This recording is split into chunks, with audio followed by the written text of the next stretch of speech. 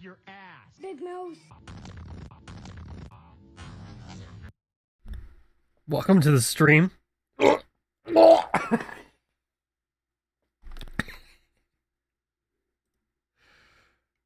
We're doing some stories of the toy variety. Let's close Winamp.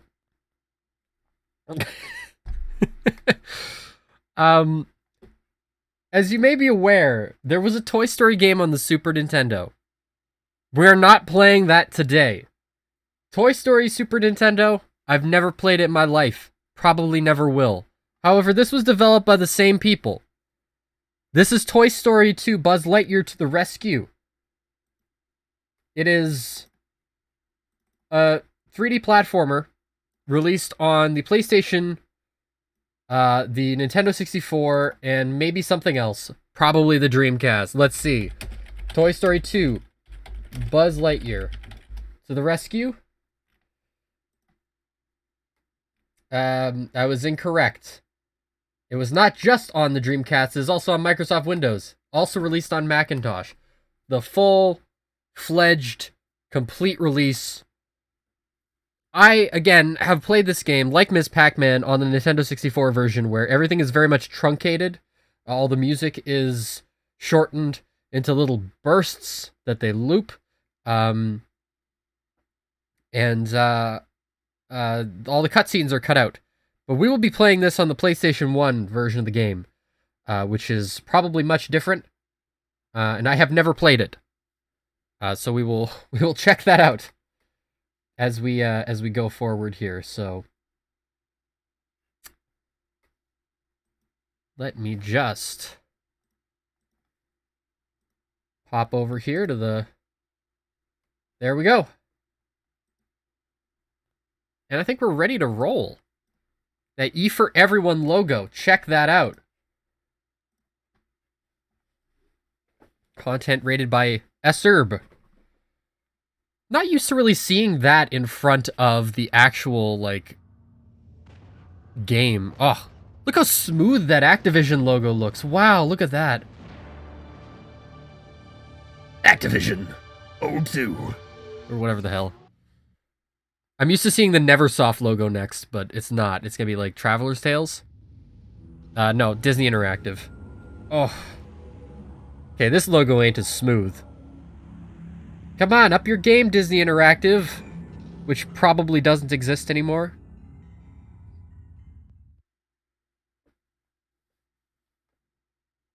Next is the Traveler's Tales logo. Yep, there you go, and it's fully animated too. It's not just the image which pops up when you... Man, this takes forever to get going. I played this on the Nintendo 64. It's like you just put the cartridge in, turn it on. Takes like 3 seconds before you're at the title screen. Here, my god. Now we gotta watch Walt Disney Pictures. Pixar. Is this the movie trailer? Are you gonna show us the movie trailer? Full motion. What? Oh, do you hear how bit crushed that audio is?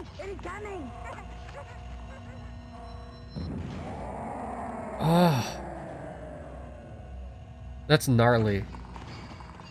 I'm fairly sure that that's actually like the teaser trailer for Toy Story 2. Like the announcement. Anyway, here we are. Oh! That's different. That's like the victory music.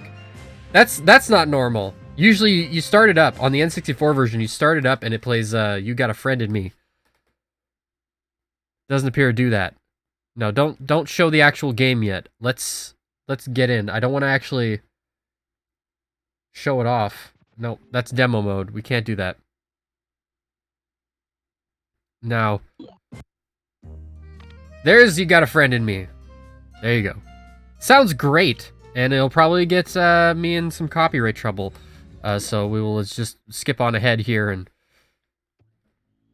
Andy's house. So, this is, if you are not aware, this is a 3D platformer game a la Super Mario 64, Banjo-Kazooie, Donkey Kong 64. Oh my god, do you hear this? Is this supposed to be intelligible? The video quality's not that bad. It's the audio quality is just like... my god. It sounds like I'm listening through like a tin can connected with a string across the fucking planet. Toy Story 2 is a great film, by the way. If you haven't seen Toy Story 2, I don't know what the hell's going on, but you're missing out. I need to actually watch it again. I haven't seen it in a number of years. But I do remember... I haven't seen the new Toy Story film, by the way. I saw 1 through 3, and that was it for me. I was like, yeah, I'm good. Don't need to see any more. But yeah, here we are. Already, You Got a Friend in Me is not playing, which plays during the first level in the N64 version.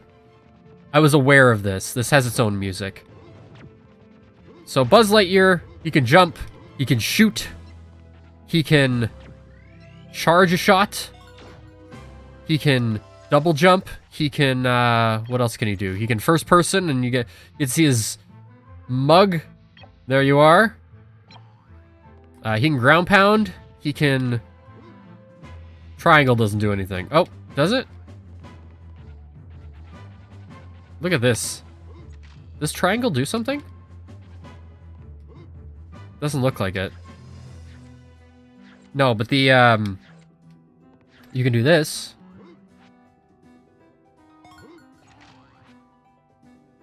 Alright, so you got a number of collectibles here.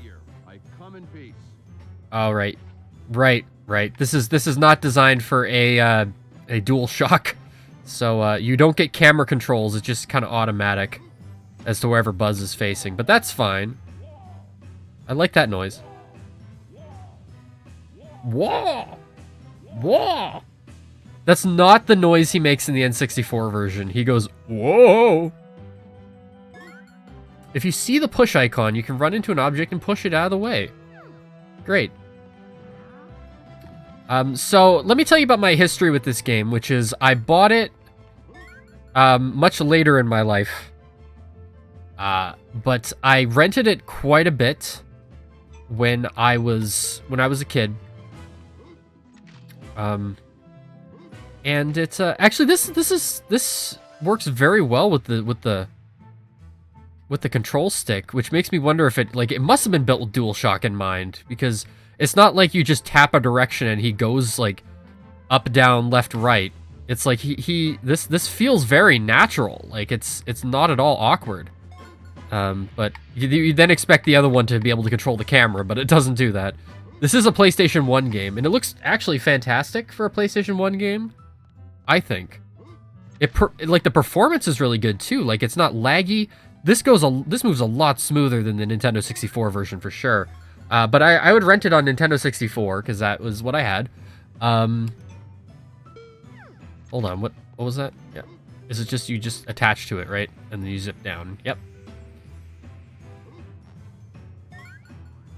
You can target your laser. How come you don't have a laser, Woody?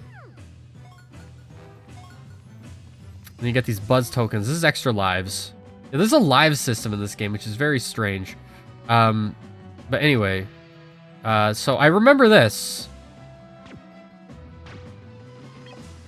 You got a first-person view it a little bit. It's got inverted controls, which is a bit something. I don't know why. I feel like first-person view should be reserved for like triangle button. I don't know, that feels normal to me. I got these guys, like their design, I got them like burned in my memory. I know this guy. Combat is like, it's pretty fun actually, like cause the enemies don't just take one hit to kill, like you just mash them, destroy them. The level design, like in terms of licensed games, like licensed games get crap like now, but like this is like top tier, high level licensed game. I mean, you know, if you're talking about like Nintendo 64 specifically, I would say, you know, this is up there with like the platformers on the system. Like if you're gonna play something, you know, you played your Banjo-Kazooies, you played your Banjo-Tooie, DK64, Mario 64, you know, all you really got left is like a whole slew of like, you know, you can play like your Glovers and stuff that's a little bit more esoteric and harder to play. But if you're looking for like a quality 3D platformer, that's this one. This is what you're looking for. It's awesome, actually. Now, the more I think about it, I'm like, yeah, it's great. Here's Rex. I was waiting for him to do that. Hold on.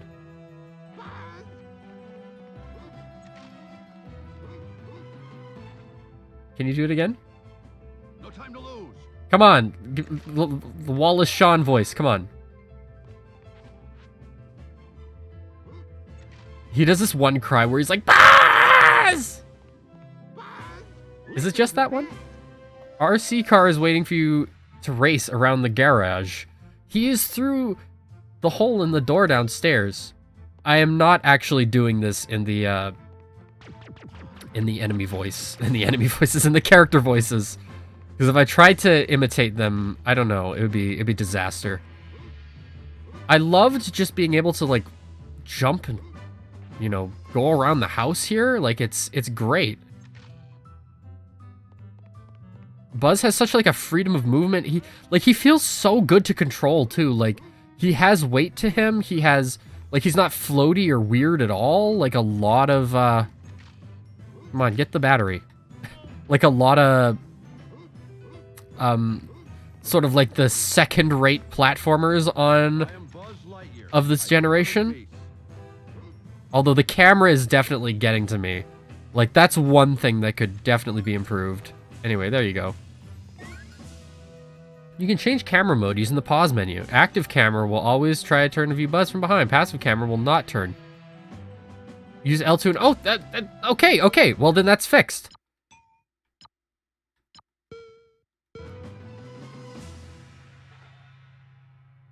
Okay, so now it's DK64 camera. Almost. No, this is Spyro camera. It turning back and forth. Okay, we can do that. That seems about right.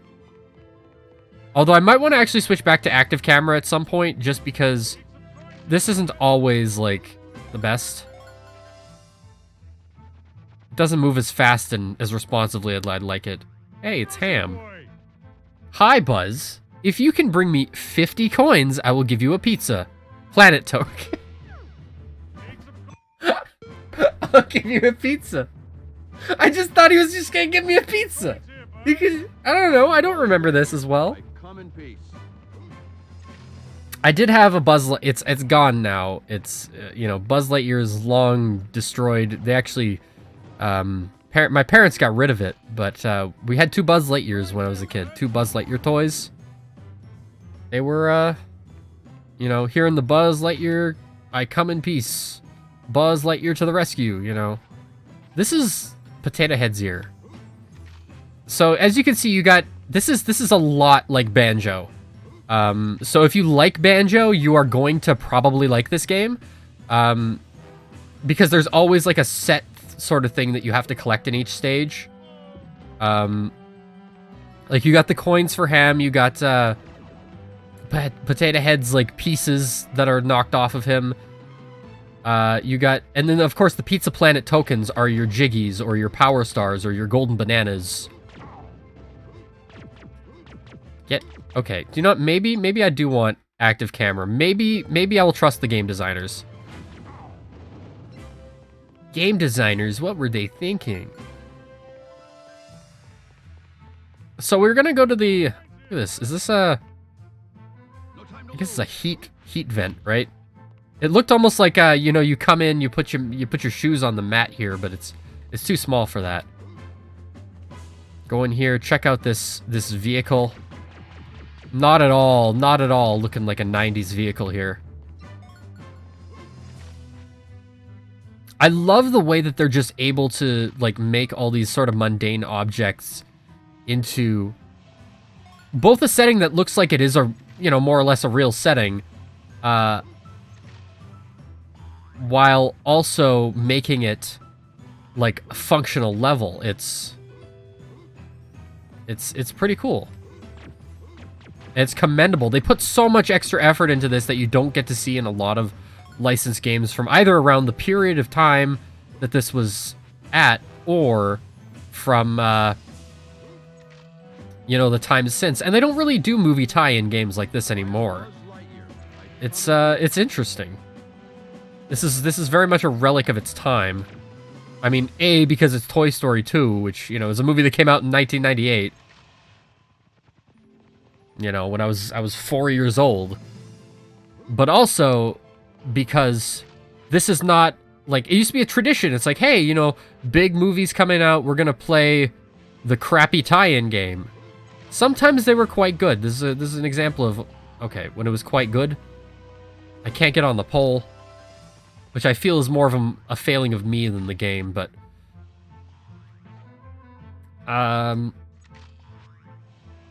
the Spider-Man games on, like, PlayStation 2 weren't bad either. I slipped off.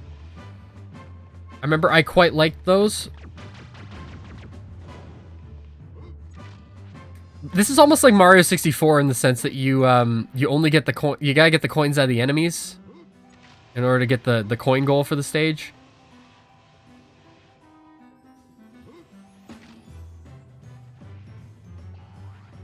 Okay, I don't know why I didn't jump off the stick there. I'm probably also got it in Mario 64 mode where I'm just like, oh well, I gotta like jump off of it in this particular way, which is like not at all correct. See, that's right. Mario 64, you want to jump off backwards. All right. Power Drill Massacre going on here. Also coins. I wish you could have, like, the camera control. That's, like, the one thing that bugs me. I wish you could have more control over the camera that isn't just like, okay, well, you can have it, like, actively like this, or, like, passive. Is this all this was here for? No, it can't be. Is this just to get back up here now? Because, like, you gotta get, like, Bo Peep's, like, sheep. Okay, I don't think that was the intended route, but we got up here regardless. And then you can, like, go off of the light here. It's very... Oh, I guess you're supposed to jump on here from the trash can. Some of the jumps don't look like you could make them, but I guess you can. So this is a green laser power-up. I think it's like a more powerful laser that you can grab and use against, like, bosses and stuff, or mini bosses rather. How come you don't have a laser, Woody? Hey, Doom Eternal, look at that. You can do that first. I'm gonna try not to use the green laser here because, hey, you don't get fall damage in this game, so I'm glad about that. I'm gonna try not to use the green laser so much here because I want to save it. No, you gotta turn around. And then go from here to the front of the... I feel like they should have made the front of this a little bit flatter, just so you get the idea you're supposed to do that.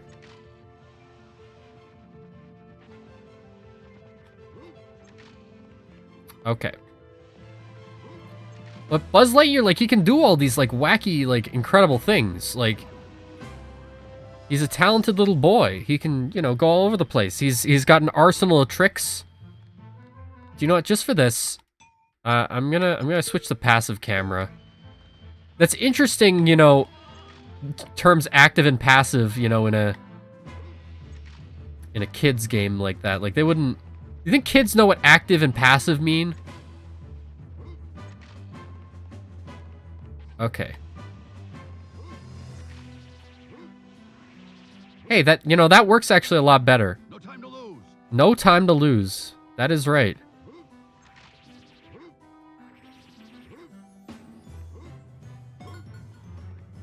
Alright, I'm gonna have to kill you, but I do want to save.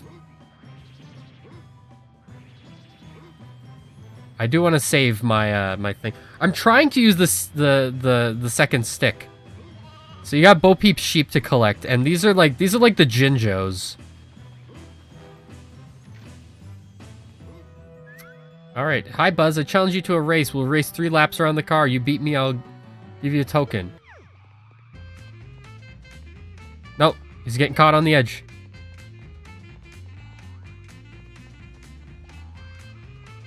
Gotta stand in front of him. This is actually, like, surprisingly, like, following behind Buzz, even though it's... We're on passive camera. What is he doing?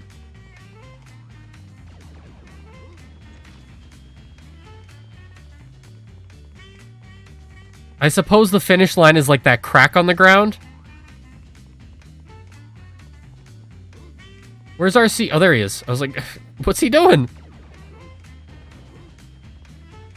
And when you got a license like this, you already got a whole bunch of like characters that are like beloved because they're, you know, characters in your movie, but they're also, a lot of them, they're also like real toys.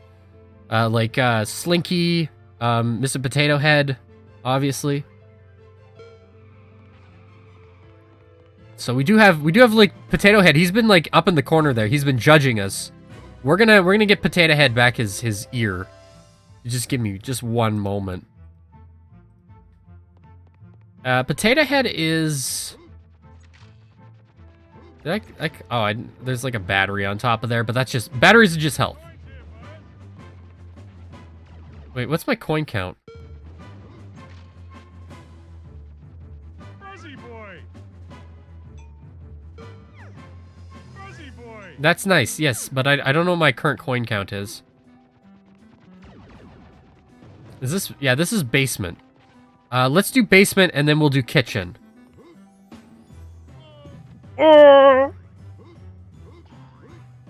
There's all these coins on the stairs. I think we're gonna switch back to active camera here.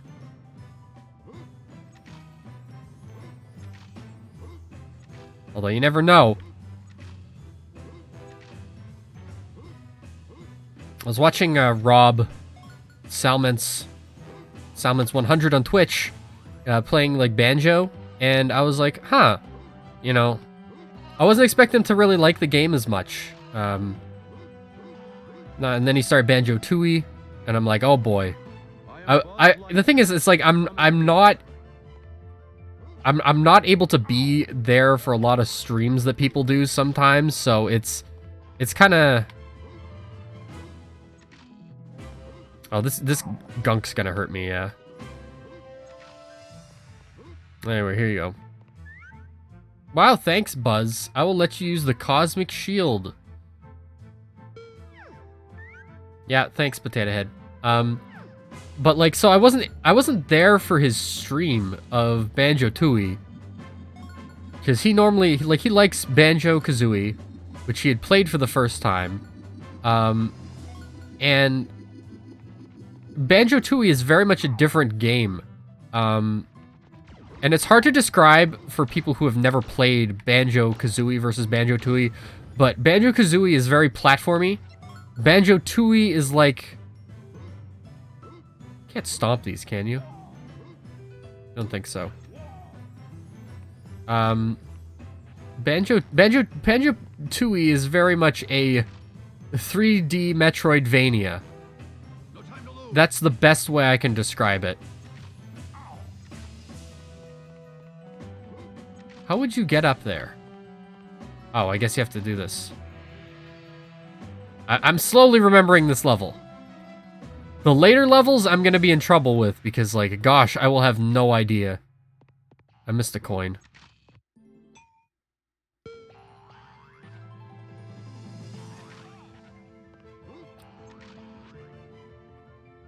But what I'm saying is that I wonder if he'd like this game, or at least wouldn't mind it. Is that it for the basement? Like, other than the coins and stuff?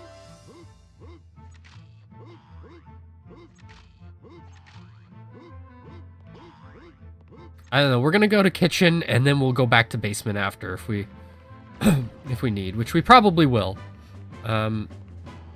So here's something you can do. You can push stuff. Buzz. I'll be honest, the voice clips are kind of annoying. Don't touch, don't let the hot water get you. Microwave. Ow! Okay, so we do have 51 coins. So, Ham should be okay with us, you know, giving him his money. This guy can get lost, just lose it.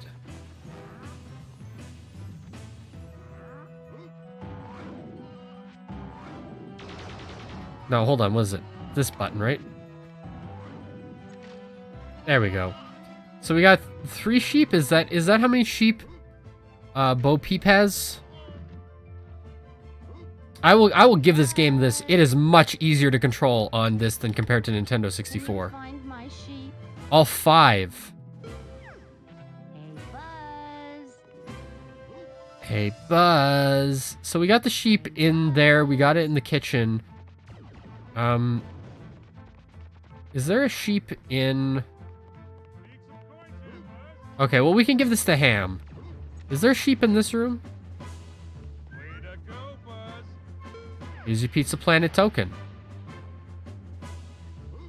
Way to go, Buzz.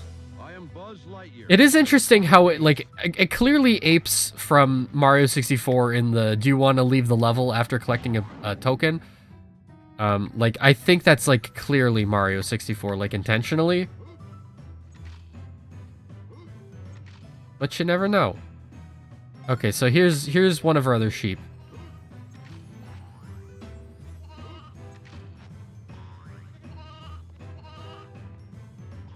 Oh, and then the last one should be in the attic, correct? Yeah, because that's the last place we're gonna go here, because... And this is as far as I remember. There's a mini-boss in the attic we can go fight, and that's why I wanted the green laser, because he takes a lot of hits. And he's fast. I think we definitely want active camera for this. Is this... Okay, I thought that was, like, movable. Buzz! Oh, I missed. What did you say again?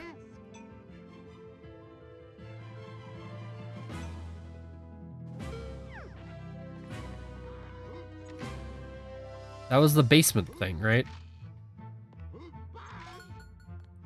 Okay. Because there's, like, what, 5 Pizza Planet tokens per stage?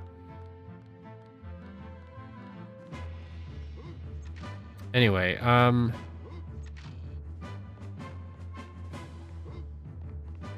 so let's just go around this area first, maybe, before we fight Mr. Mr. Robot up there. Although I think we may have to fight him first. I guess let's do that, and then we can figure it out afterward. You can push this box. That's what the lines on the floor are for, you dummy. Just go push the box.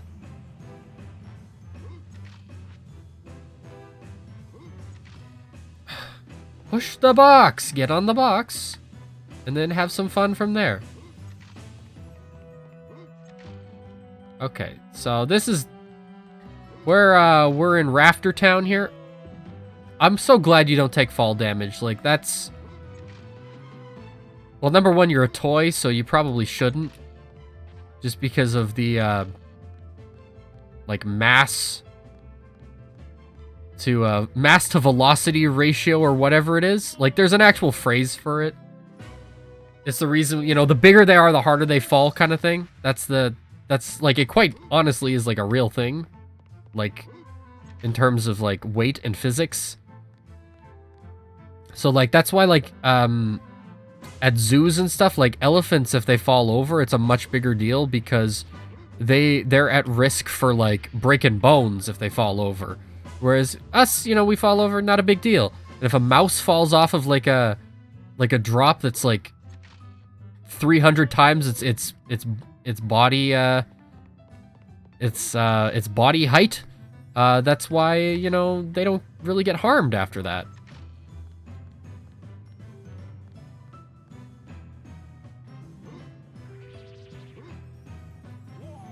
If you drop a Lego toy from 10 feet in the air, it will likely have a much greater chance of surviving than if you dropped a much larger Lego toy from the same height, because then it will break and shatter, or is more likely to. I'll be honest, rafter sections like this, not a fan. There's some in DK64, I had no fun with it. I do like how the sheep is in like the sunlight here, like, and there's like a windowsill, and you can see out into the neighborhood, and you're like, wow, you know, can I get out there? You'll see it, next level. You know, it's like little things like that. It's like, clearly, you've got like some cool game design here. Defeat the tin robot to get a token. So the key to this here is just run in circles until he runs out of battery, and then you gotta, like, blast him. I think you only blast him once, actually.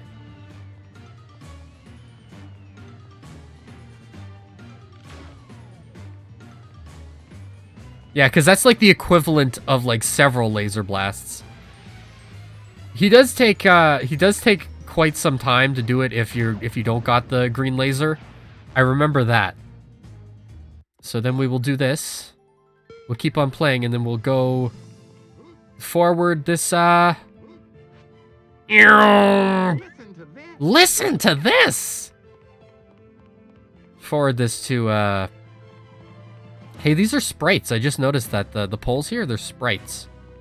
It's a very, very clever use of sprites.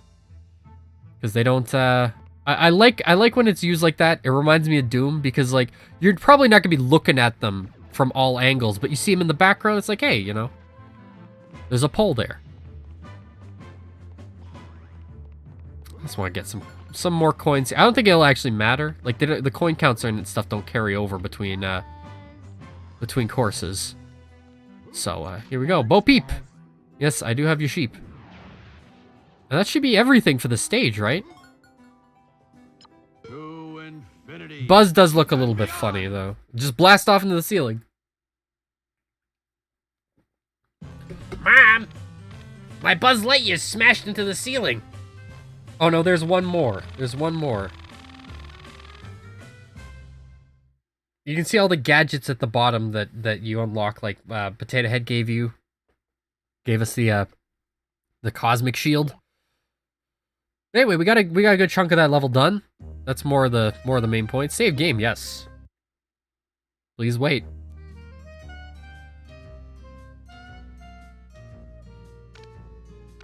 No, don't overwrite Ms. Pack. Hey, you can actually see the save icons. That's interesting. I don't know, you don't see that in the N64 version as far as I'm aware. So yeah, Andy's house. And I will get to that in just one moment. Give me a second.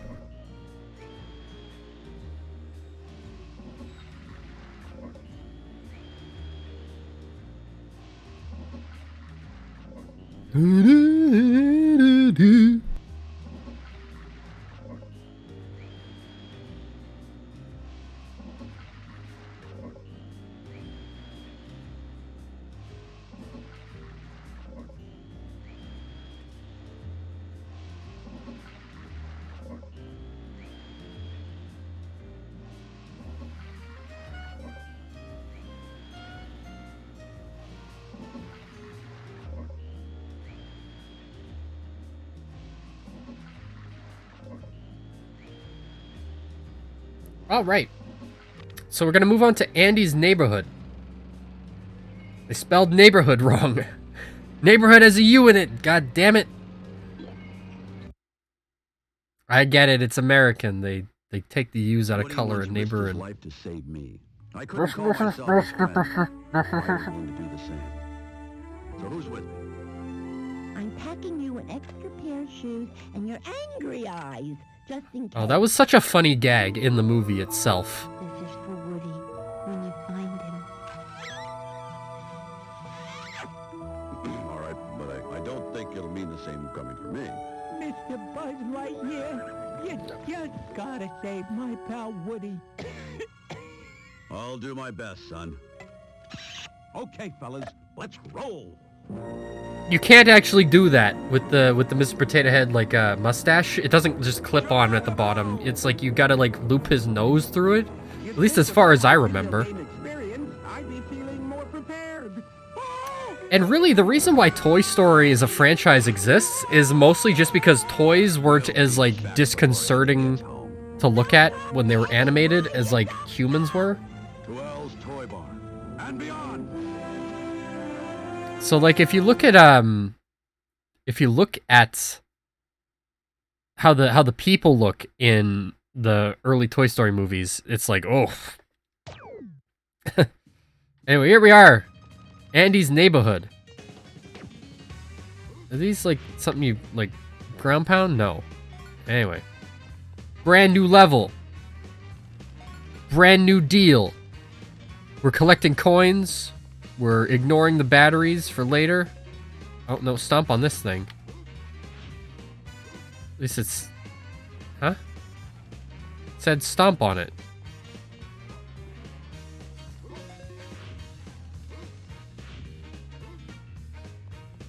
It's like the army men here.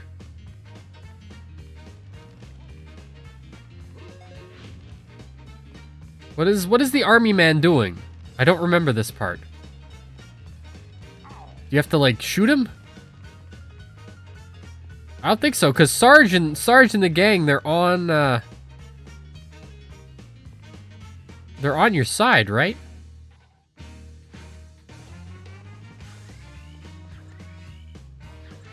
I don't know. Let me just actually double check the walkthrough over here, because I wanna make sure. There was a Toy Story 3 video game?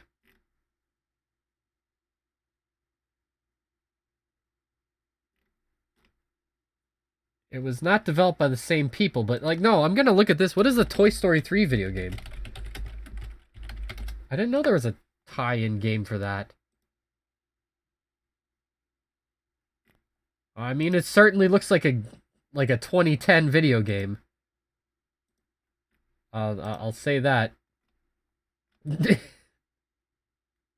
It looks like those like Gmod like, you know, let's make Woody into like a creep videos.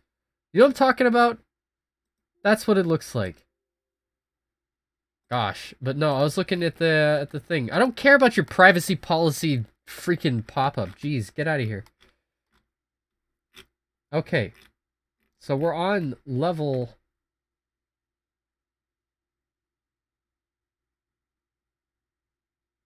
Okay, so the one we missed in that last level was just out in the open. It was in the basement when we fell. Okay,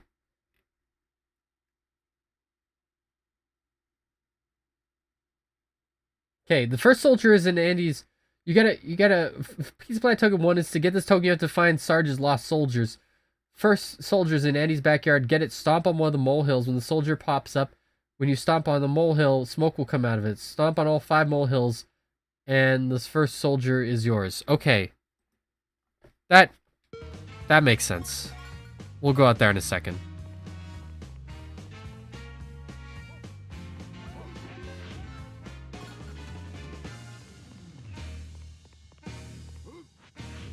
You gotta wait for the soldier, right?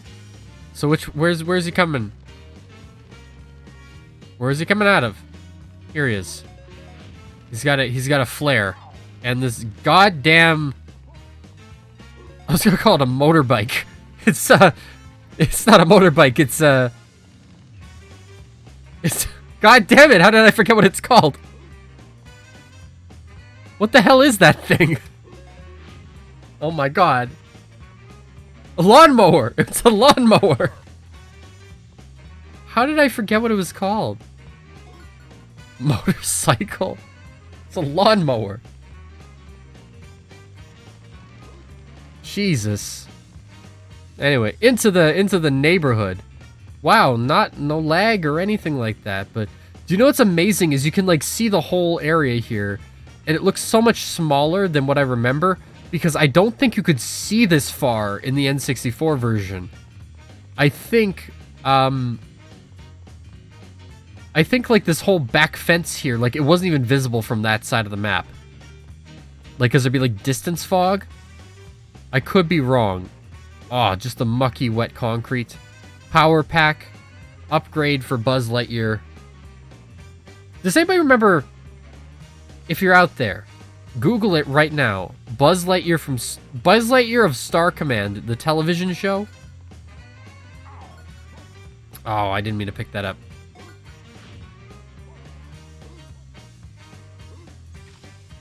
But, oh, you gotta get all of them. Yeah, okay. The music is, like, it loops. It doesn't really loop, but it plays over again, in ways that's, oh, you just had to do that side. Okay. Like, the Ms. Pac-Man Maze Madness would not do that. You know what I mean? Get on the freaking car. I feel like I'm on top of Bowser's submarine, or on Clanker or something. A lot of running motifs in games of this era. Alright. Okay. You ever just, like, you do your laundry on your washing machine outside? You ever done that before? No? It's a hot new trend of 1999. Oh, I see what you gotta do. You gotta, like... You gotta rail transfer. This is Tony Hawk now, actually. You gotta rail transfer off of these clotheslines. I do like how it's like every single part of the level you think, oh, well, you know, he has the ziplining ability. Well, clearly there's a clothesline in somebody's backyard, so that makes sense. Of course there'd be. Okay, I don't know what I'm looking for at the end of this. Oh, trying to get to the soldier in the bag. Let's do that.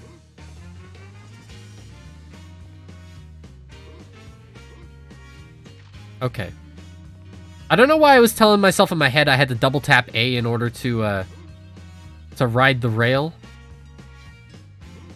And by double tap A, I mean X, because, you know, of course.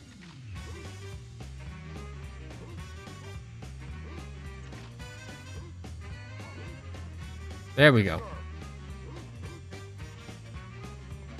These little alien cars that run around. The reason why there's like a bunch of like alien dudes is because like the villain of this game is the evil Emperor Zurg, who, you know, as you know in the movie, is Buzz Lightyear's father. Because, you know, hey, doing dated pop cultural jokes in an animated movie like that's not that weird. But think about that. This is no. It wasn't even that dated, because you think about it. Empire Strikes Back came out in 1980, right? Toy Story 2 came out 18 years after that. So if we were to make a reference to a movie that came out 18 years ago now, wouldn't be that dated. What was the top box office hits of 2002? We would see it as dated now, but like we could make a reference to a 2002 film. Let's look. So okay, so if I made a joke, and games do this too, because like in references to this, if I made a joke about like a joke reference to like the Lord of the Rings trilogy, okay, that, I mean, they're based on books, but you know, they're culturally relevant in 2002, or like an Austin Powers movie, if I made a reference to that, you know, that wouldn't seem like a super dated joke. Now we would look at that and go like, okay, yeah, doing the Empire Strikes Back, no, you know, I Am Your Father, like that seems kind of like old hat now, but I guess it wasn't really at the time. I mean it was, but not as dated as we seem to perceive it to be. I'm refuting my own arguments in my head, because I got nobody to argue with me. Hey, Buzz! Over here! Inflate the rubber duck to get the token on the swimming pool. Yes, I know. Rex, you could do that too. But I guess because Buzz is the most, like, physically capable of all the toys, he's got all the adjustable, like, joints and stuff. He's the most well-equipped to do this. Gosh, I just feel like rewatching Toy Story 2 now. Because, like, honestly, like, Toy Story 2 is a great film. I mean, those first 3 Toy Story... I haven't seen 4, but those first 3 Toy Story movies are, like... They're pretty high quality. How many do you want? 50? Yeah. I think he always wants 50. I hope so, because these are rather sparingly and spread out, few and far between, if you know what I mean.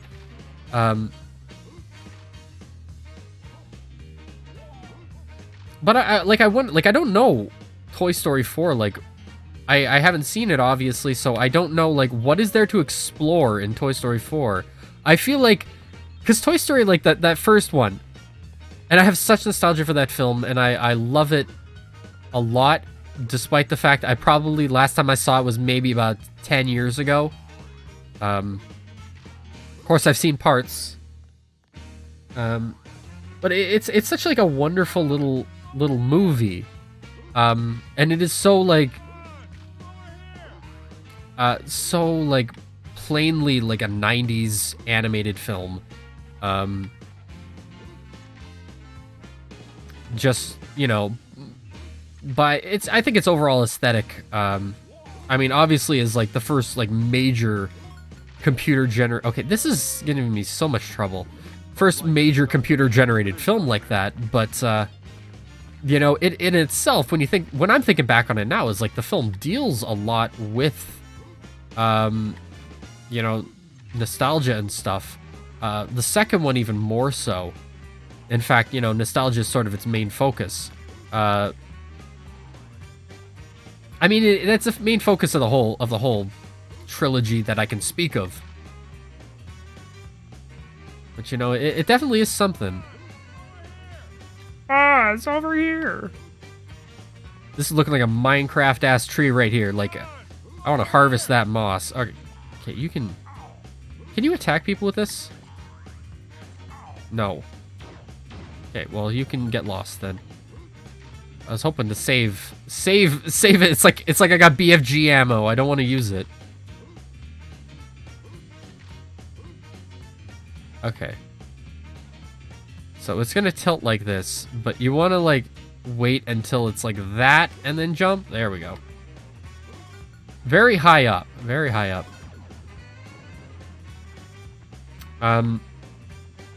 Okay. Jump.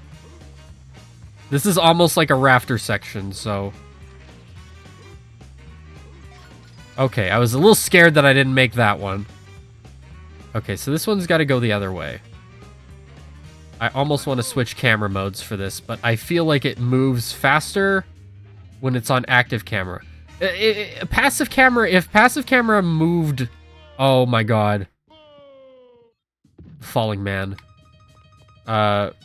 If passive camera moved faster than active camera did, and it was just like you press R and the camera reorients behind you, like Mario 64 style almost, then yeah, I would rather do that. That's really the one thing that's holding this game back.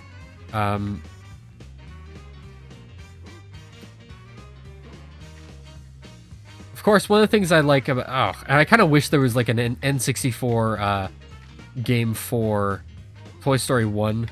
Because, you know, like Sid's room and his room full of, like, toy abominations would have made, like, something really cool. Alright. I don't know how many times I'm going to do this. I do also have a little bit of Mario 64 brain where I'm like, oh, well, you know, if I'm running out of health, I just, you know, I can hurt an enemy and get a coin. And it's like, no.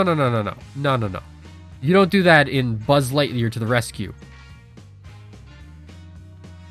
This is a different beast altogether. Despite its similarities.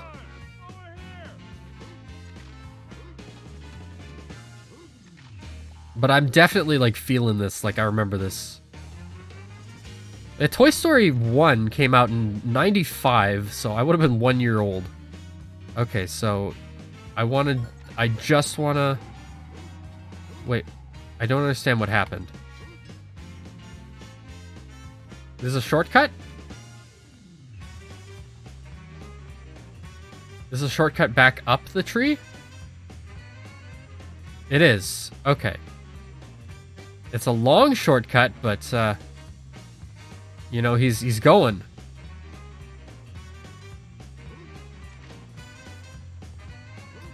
I'm gonna need it.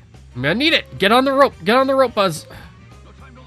No time to lose. All right, so we're on our way back up. Dun, dun, dun, dun, dun. He's going. Do I have enough coins for ham? Is that what the blinking ham is? I'm trying to remember, like, how I saw... Like, because Toy Story came out, like, when I was 1 year old. So, you know, it was probably one of, like, the first, like, VHS tapes that I got when I was a kid. I still have that VHS tape. It's probably all beaten up. Well worn, well watched. I should just do that one day, is just, like, pop in, like, some of the old, like, VHS tapes I had as a kid and just, like, watch the movies that way, but, you know, just to get the authentic experience of, like, hey, remember these commercials that play in front of the movie?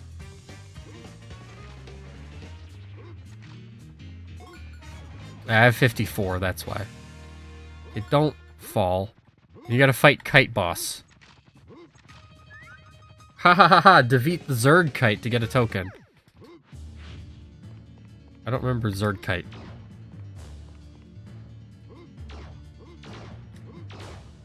How do you beat Zerg Kite again?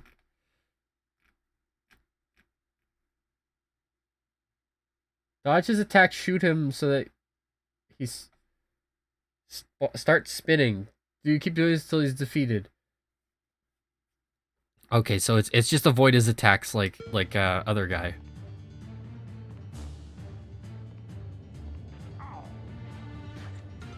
Oh no! Oh no! Okay, I was like, he's gonna knock me off, and I'm not gonna be able to fight him. Here's the other thing: is like, it wasn't just me that rented this game when I was younger. It was like some of my friends did too, and they had gotten to parts of this game that I hadn't gotten to, and they're like, "Oh my gosh, there's like a kite on top of here, and you gotta face him." Okay, what am I doing? I don't remember this.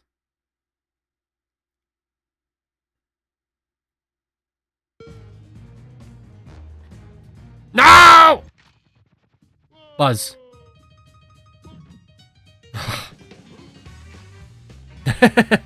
This climb is so bad. I wish maybe it like dropped you like a... It should have dropped you like a little like springboard that you could just stomp on the springboard and it will shoot you back up here. But maybe that would have been too broken with some of the other areas you can reach. Or maybe not, who knows? And this rope doesn't even go up all the way. That's what I don't like.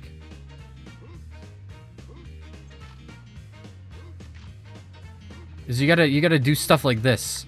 Hopefully we won't have to come back up here again. This is a little craptastic. Not gonna lie.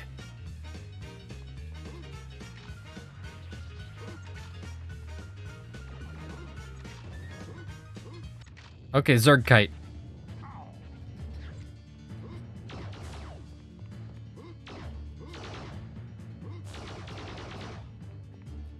Did you just have to wait for him to do the like the spinny attack and then like, or do you have to get up on these things?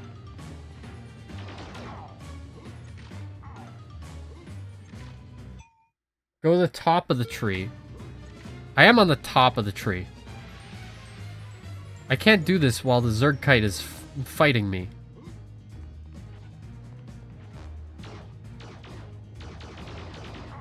I don't get it. How come I can't hurt him? Do I have to stomp on his tail? Come over here. No, I don't understand this because it's telling me to do one thing and that's not helping. Okay, hold on. Zerg Kite. Toy Story 2. Show me how to beat Zerg Kite. Zerg Kite quick kill. Oh, you know this is gonna be good.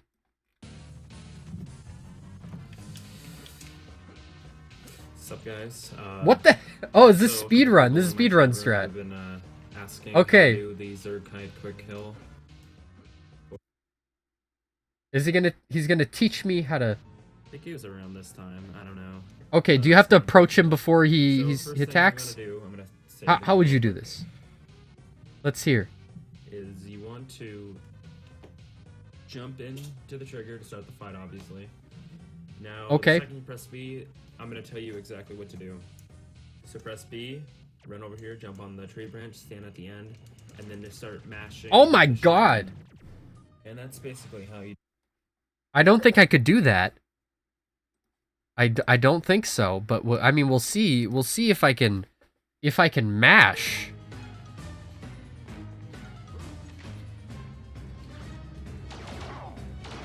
Okay, so that attack doesn't work. You gotta wait for him. You gotta bait him over here, and then you gotta.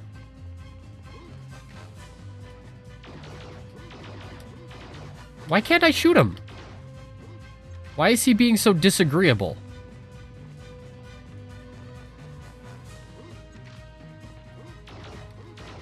I can't even. Oh, do you want me to do this? Oh, I guess that's the intended strat. I forgot about that. Oh, you just spawn right back here. Okay. I know this is how you fight plane boss later. You do like this. I don't know why this didn't occur to me. Zergkite.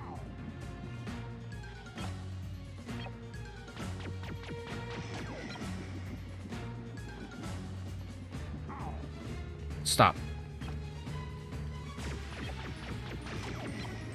Okay, never said these boss fights were great. Okay, this last one should be it. Where'd he go? I feel like I'm in DK64, like doing like the target shooting thing.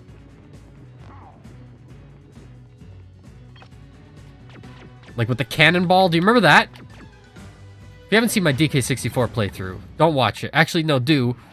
I think it's funny. I think it's probably mildly entertaining. Okay, well, we don't have to worry about Zergkite anymore.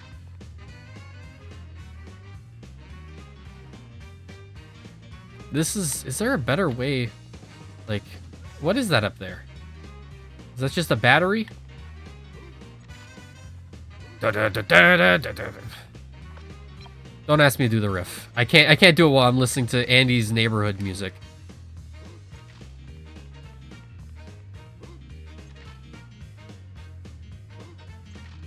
I don't think there's anything else we can really do in the tree. Whoa! Buzz Lightyear to Star Command. Come in, Star Command. No. Alien car, you will perish. I need to go visit Ham. All these yards I haven't been into.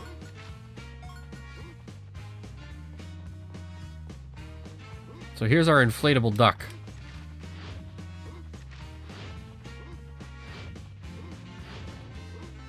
There he is.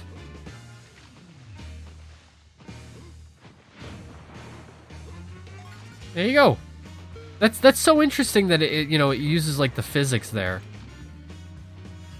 And of course, because Buzz is a toy, he sinks rather than swims. They think of everything.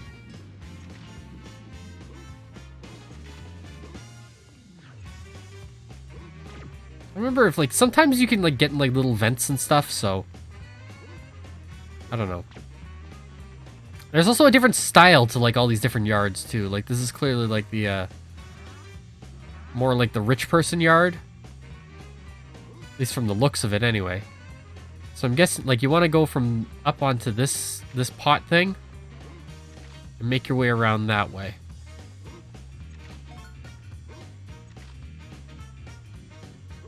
You climb up to the canopy here. Yep. Now it's like I'm playing DK64. I can only think of games in terms of, is this DK64 or is it Doom? And that's really it. Ms. Pac-Man Maze Madness? Oh, it's got key cards. It's got keys in it. It's Doom. This? Oh, it's got palm trees. It's DK64. That's it. And that's how I view the world.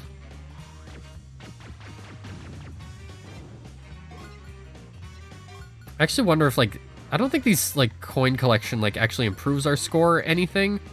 I think it's literally just for ham, but it probably shows on the totals on the main screen there, too. I didn't even think of that.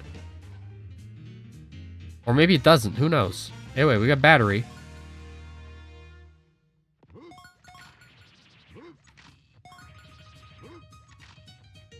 Great. So, okay. So don't do that. I do like that at least they give you the option to, like, go back here. And they got, you know, it's like, hey, you... Ugh. Can I get out of the pool just by standing on the... No. That it's like, hey, you got halfway through this platforming challenge. Here's your way back up. There you go. Get out of my way. Dun, dun, dun, dun, dun, dun, dun, dun, dun, dun, dun, dun. You know. This is like, I think this is like probably just a byproduct of getting, oh, great. Of getting older, is like going back, like nostalgia, revisiting, you know, the things that you grew up with, and then trying to recapture a very specific feeling that you haven't, not even necessarily like an enjoyable feeling, but a very specific feeling that you felt for different periods in your life. And so it's like, oh, I want to recreate the feeling here. Okay, so don't double jump, just standard jump. Okay. Recreate the feeling of me sitting in front of my television, probably when I was like 7, 8 years old playing this game. And,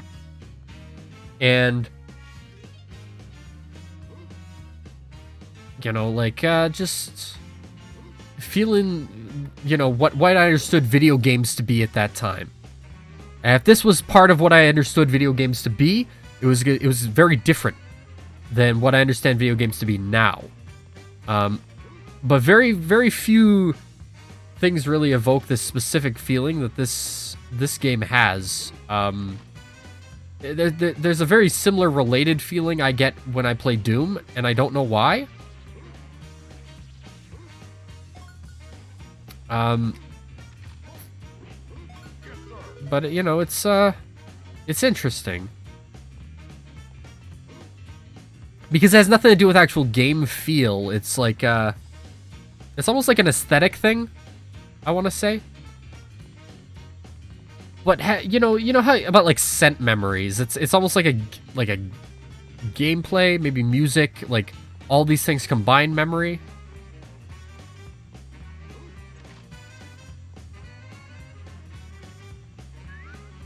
Okay.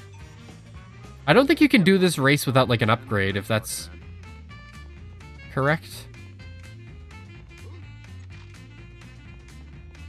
Because you can't cut in this race. I think you gotta get like turbo shoes or whatever that is.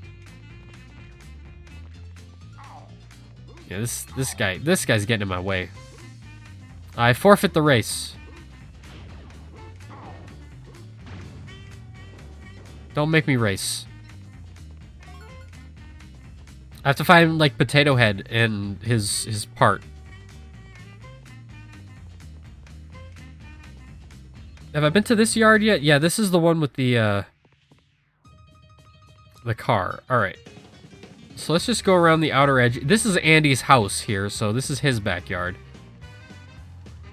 With the run-amok lawnmower and everything. Yeah. Alright. Moving on. We can do this. Another hole in the fence here. Lots of holes in fences. Like, someone's been violently kicking these things open. This is rich people backyard.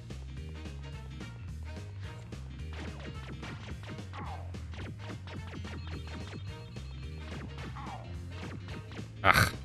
Like, die, please.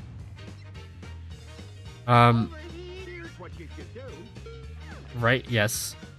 And then, is there a... Get lost. Is there another yard for me here? Or do I just not, like, know where Potato Head and Ham are? Because this leads back into the other... Like, I just walked a circle around the stage. Where are Potato Head and Ham? Where's Sarge, for that matter? Like, are they in, like a house area or something? I'm not looking at Zergkite. I'm looking at... Look in here. Oh, they're on the tree.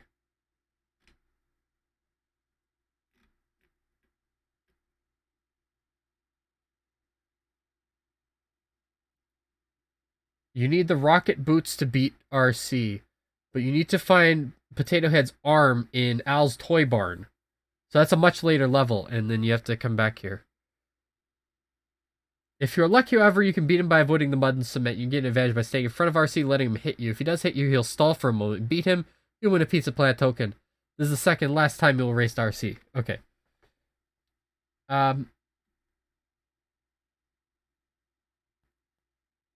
So Sarge is in the backyard here. That's the important thing. Where he is? Gosh, I don't know.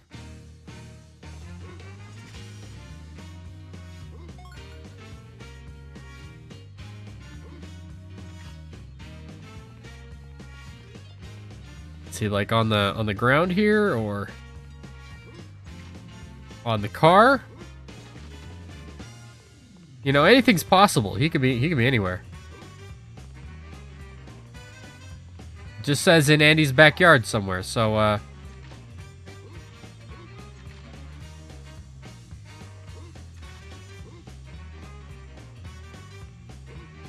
no, wrong button. There we go.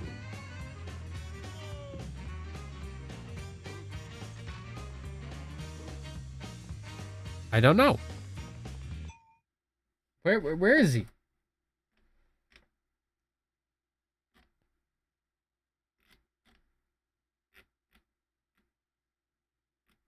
This is where I wish I had like the Prima guide. I could just have it spread open the way I did with Donkey Kong 64, although it was the Nintendo Power Guide I did that with, I think. What the hell? Pizza Planet token. So there is one that you can't get, which is the RC. You have to come back for RC. Other than that, it's like, you can get all the other ones. Go to Andy's backyard, give the soldiers to Sarge. I have no idea where Sarge is. Did they write this thing correctly? Is he in this area?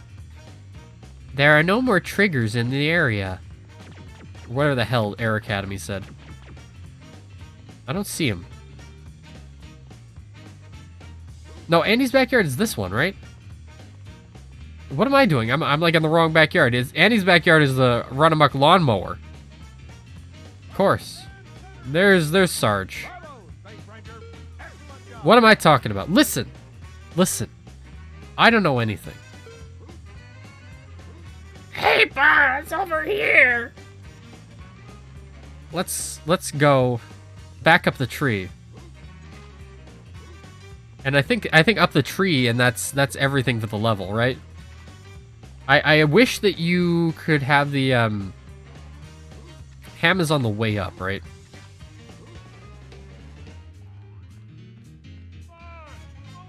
I hear him. There he is. Way to go, Buzz. I wish that you could like look on the like the pause screen just to see what your like totals are here. But you can't do that. Like, if you paused it and it brought it up, like, Banjo-Kazooie style, that would be good. But you can't look at your totals, and that's what sucks. So we did soldiers. We did coins. We can't do RC. We did rubber duck, and we did Zergkite. So, we are done for this level. For now. And we will move on to, the next thing. Here's your total screen.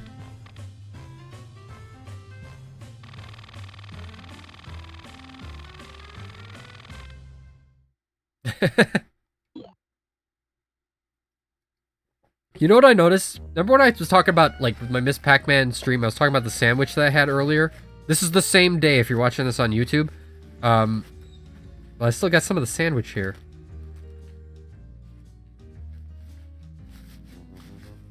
Several hours old, but I actually have it wrapped up.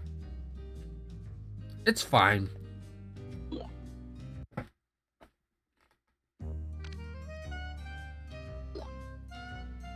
Just gotta be careful not to overwrite the Ms. Pac-Man save.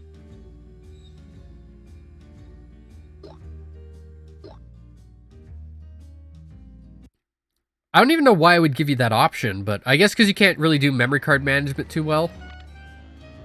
So we got Andy's house here. We missed one. I think we're going to go back and we're going to get that. It's in the basement. I remember that. Is it going to play the cutscene again? It is not. Okay. I was worried about that. I was like, you're going to be kidding me. I was hoping I... Can I do that if I get like a better angle? Can I just like... Yeah, there we go. That's speedrunning strats there.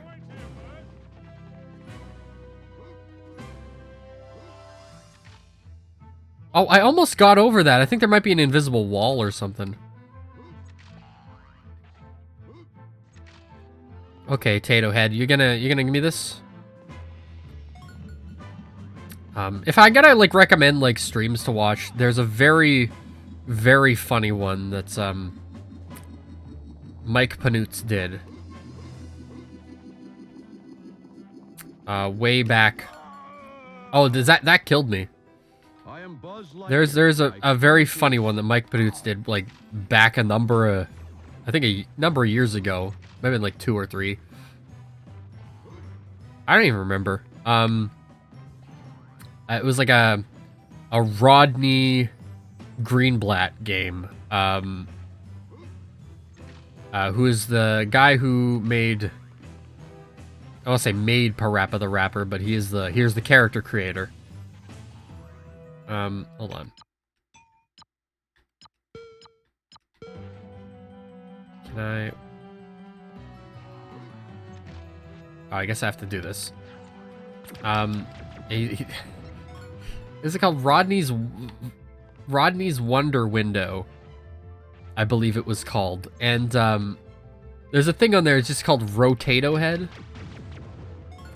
Every single time I think of Mr. Potato Head now, I just hear like the song in my head. It's a very funny segment, and you should probably seek that out if you like funny segments.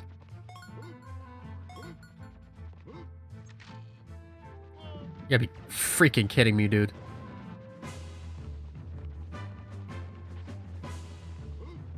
I operate by like this strict philosophy of just, you know, if you're gonna stream, you just stream, you just have fun. It's not about the points, not about anything like that.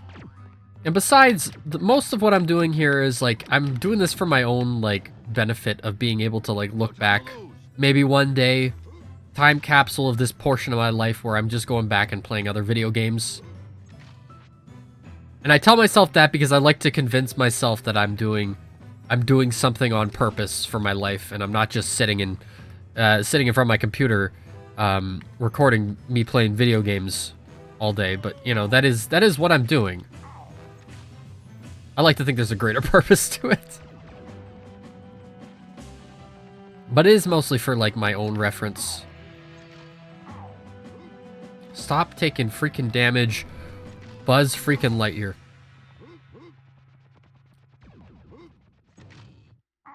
He lands in the muck, and I just hear the shot buff, you know. This is not the most productive way of doing that. Even though you can do it like that, I did it like that.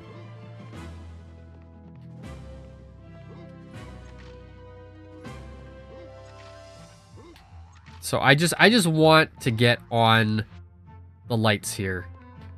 It's like the pole jumps are like some of the hardest in this game. Maybe we should just turn on active camera here.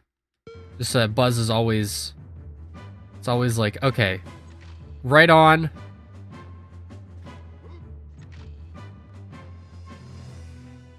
Head on, apply directly to the forehead. Does anybody actually know what that is? Like, we all seen the commercials, right? Like, the head on, apply directly to the forehead. Like, but what is it exactly? Is it like a pain reliever?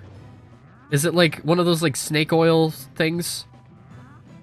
I feel like maybe it is. But, you know, I don't know enough about it to be sure.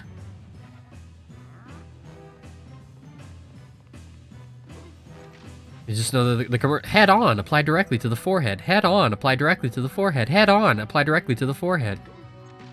Which must have been intentionally designed to be like that. Like, nobody makes a commercial that bad on purpose. Like, they did it because it's like, I remember it now, right? The whole point, and this is what I've learned about marketing, is like, the whole point is to just make something memorable. It doesn't have to be like convincing somebody to buy your product. It just has to be memorable enough that you're going to remember their product. Anyway, so there we go. Hundo Pucento, first level-o. Yeah, save game. Please wait. I love the little Buzz icon there. He looks so doofy. Andy's Neighborhood. So we did that. When we're doing Bombs Away. And here's the thing that I know about this game is like some of the soundtrack things are switched up. So the music between this one and the next major boss fight are swapped in the N64 version. So I'm gonna associate them like with each other, like the wrong one. Like this one, I hear like the guitars and the wicka wicka wow, you know, that noise. And that's not the track that plays here. They got them swapped somewhere for the N64 version, or maybe they were swapped for like every other version. And they were intended to be that, but anyway, the music that plays here, I associate much more with the garbage can monster later in the game.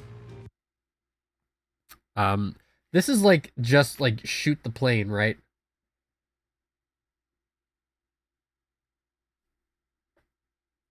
I think that's it. No cutscene. Like this is what I associate with slime time, not the Bombs Away.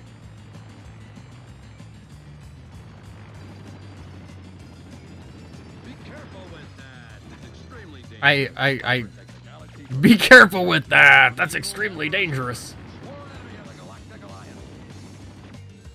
Hey, you know, I didn't even have to use my my visor thing for that. Little cutscene thing, reminds me very much of DK64. How when you hit the enemy, how it goes into a little widescreen thing, like with the mat comes in at the top and bottom with the letterbox.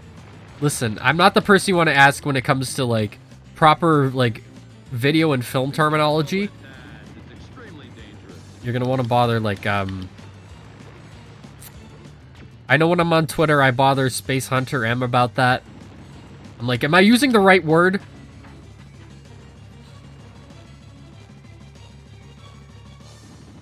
Be careful with that. It's extremely dangerous. You good? This is a great track, by the way, the song. Bombs Away.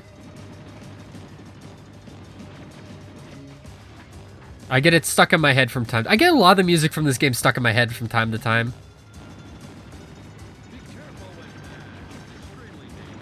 Nah, I didn't get him. Well.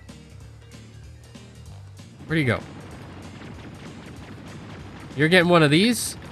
You're getting one of these? Come on. Be careful with that. It's extremely dangerous. There we go. My goodness. Oh, he's not done. Where am I going?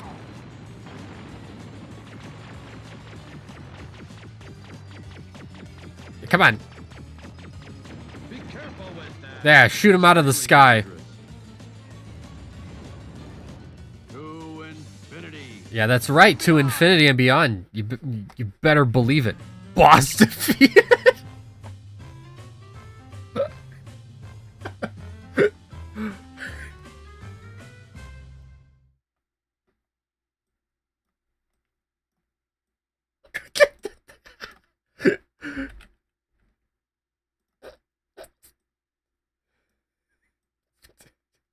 Can I?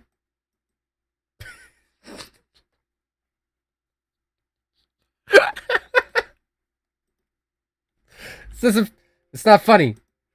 It's not funny anymore. It's serious.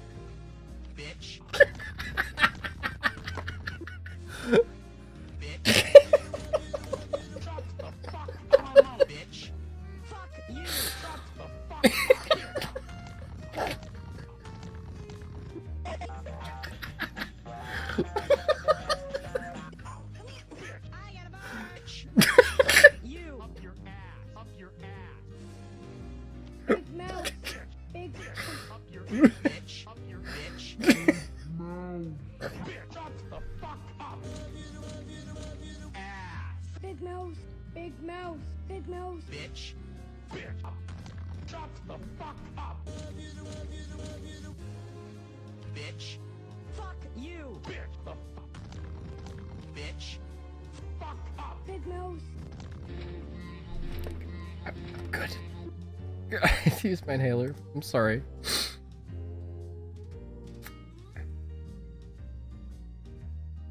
We're gonna save. We're gonna be mature adults about this, and we're gonna save the game and eat a bite of our ham sandwich. I'm telling you, the vinaigrette adds everything. Bonus movie awarded. Toy Story 2.5. Oh, this is just the opening to Toy Story 2 where he's like... It's like Rex playing a video game. And it's the video game of Buzz Lightyear. You know. I'm not going to show it because it's just a full-on just movie clip. No context to the story here. So we're going to move on to Construction Yard. And this is certainly a level. I remember this one.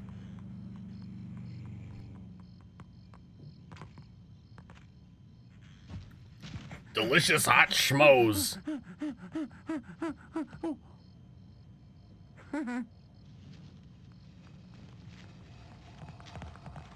Let's talk about like full-on clips of the movie. But this is the story of the game too. Good work, men. 2 blocks down and only 19 more to go. What? I will skip it anyway, though. Here we got the Little Tykes. Remember Little Tykes? You know those guys. Look at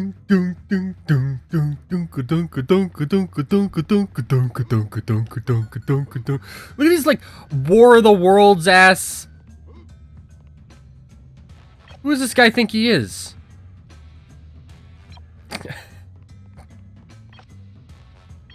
No one would have believed in the last years of the 20th century that our planet was being watched.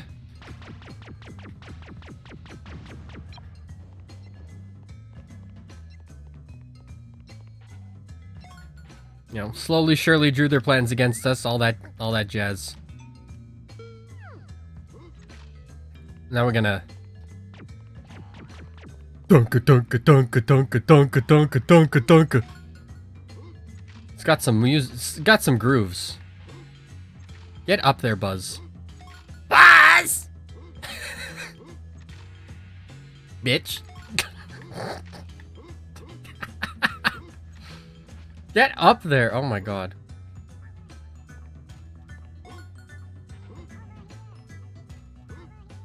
Over here! I hear a little tyke. There he is. Look at it, like the way they make his hat bounce, like it and how he's got a little bit of a jelly body, like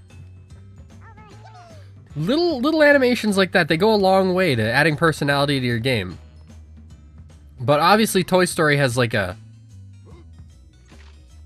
You know, because you're already dealing with Toy Story being a license, and then you got the licenses of the toys inside of Toy Story, so, you know, you got a built-in audience of built-in audiences.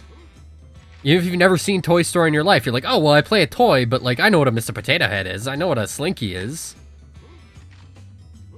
I've seen an Etch-a-Sketch before. Wow! I like how this is themed, too. Like, you got the... Like, the lines you can push the blocks across here are this, well, this PlayStation 1 texture warping and textures appearing inside of other blocks. I think the reason why it does this is because it's, like, it's sort of faking 3D.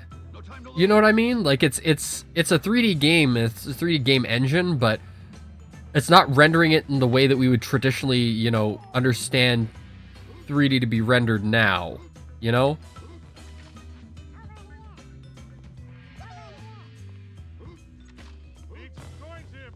Need some coins here, Buzz. 50 goddamn coins. Yeah, sure.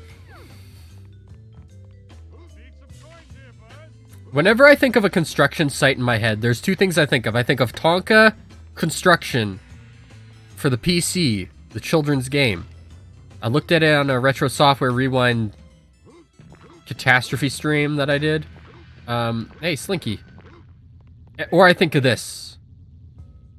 5 missing wrenches.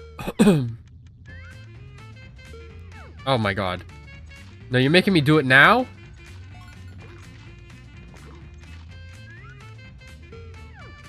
Okay, where's the wrenches? Let's look.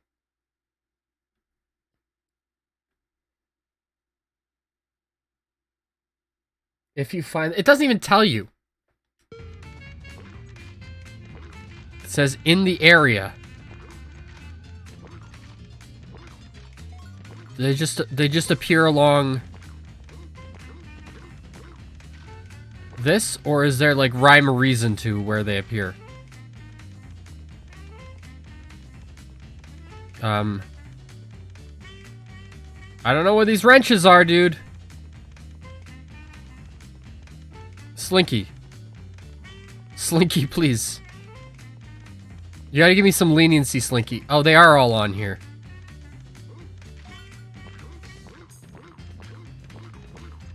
I see.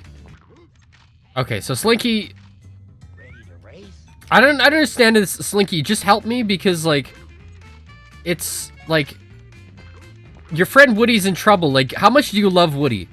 Like, please. Like, if Woody's in trouble, I think you really ought to, like, just help me for the sake of helping me and not bother, you know, withholding this opportunity from me. Oh yeah, the last one's over here. Oh, and then you gotta return in time, too. This Heat Ray, like, freaking War of the Worlds flying machine. Like, he's got all the Pizza Planet tokens, like, just give them to me, dude. I will give you this thing, this key to your salvation, but only if you're good to me. Also, I'm your friend. See that a lot. Video games.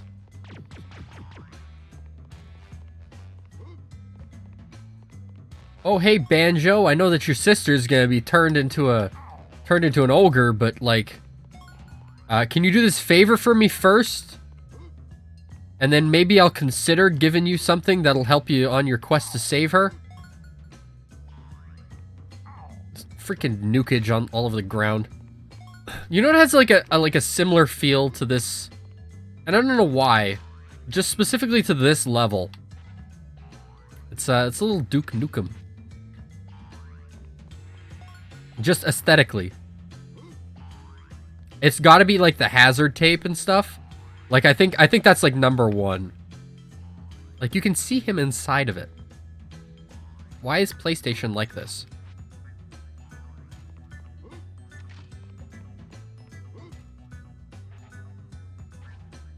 Okay, so now we're going passive camera for this.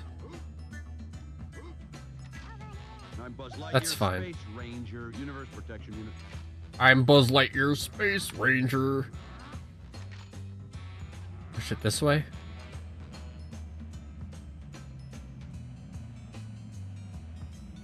Okay, hold on. What am I doing? Green.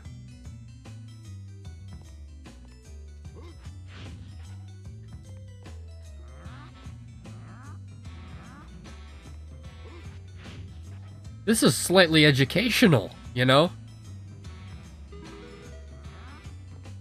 That's, hey, this, yeah, like this, I don't remember this puzzle, but it's a cool puzzle.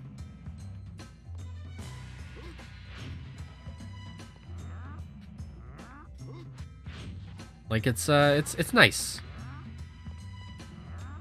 And it's slightly educational. It's teaching kids what you need to do, but it's also, like something that's, like, sort of a standard sort of thing that you would see in this kind of game.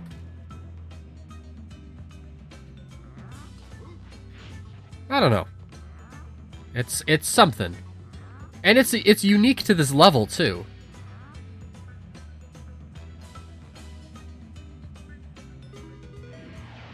There you go. Is there anything else I need to get in this room? No time to lose. No time to lose! We gotta get busted for selling crack! Tim Allen, man.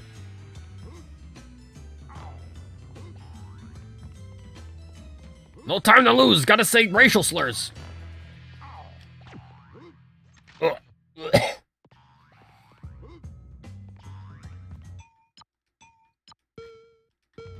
I feel like Tim Allen should have been fired from Toy Story. Like, Tim Allen does not come across as a nice guy. Buzz, over here. Every kid wants one, and I got it. The Buzz Lightyear disc launcher. Disc launcher. Buzz Lightyear, like the toy had a disc launcher. I remember that. Like, he looks so freaking creepy. The Buzz Lightyear toy does have a disc launcher, just like the later iterations, like the black one, right? Let's look it up.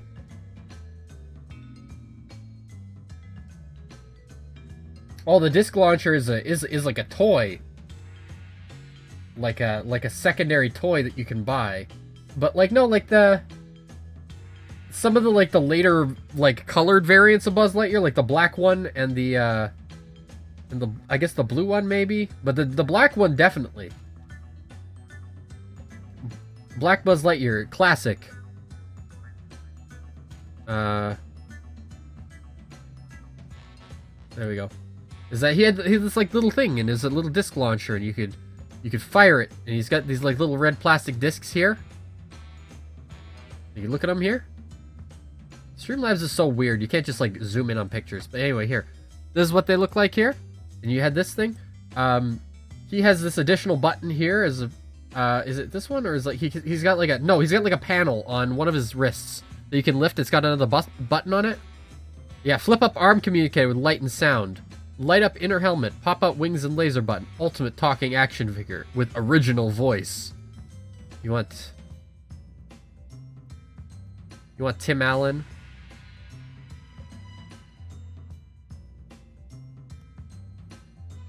But yeah, so like that's a real Buzz Lightyear attachment slash licensed product that you got there. I don't know about his rocket shoes, but find me my missing eye. Well, where's his missing eye? Oh, it's on top of the girders. We got to play some Donkey Kong, folks. Buzz, come here. You were just here, but come here. I feel like, you know, like the coins are like the notes or like you're gonna find them as during your course of the level playthrough anyway, so pick them up, and then, I don't remember how you get on top of these girders.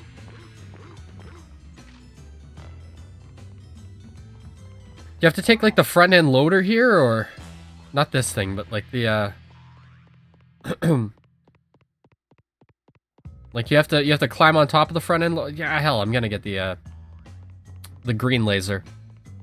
So why not? And this coin as well. There's a boss on top of here, like there usually is. There's a boss, there's a big enemy, a mini boss. Not a like a game boss, like the plane, but like a level boss.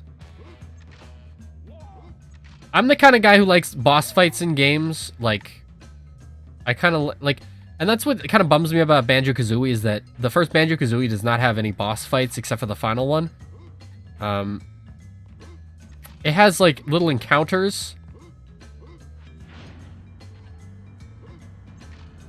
at other points in the game, but you don't get like a true boss fight until the end of the game. I'm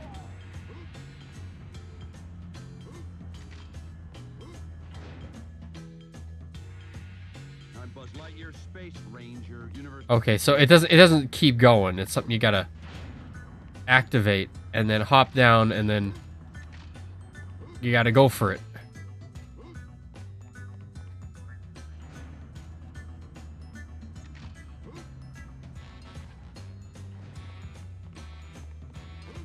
Okay, so that makes sense.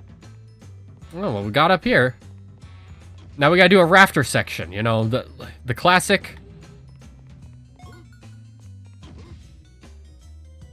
I like how they leave these little imprints underneath where the, and it looks like a real imprint like these things would leave in real life. Texture work is wonderful in this game. Don't have to just make it flat colors, especially. This is the 4th little tyke. I don't know where the 5th one is, but we'll find out soon enough. You have to stomp on this?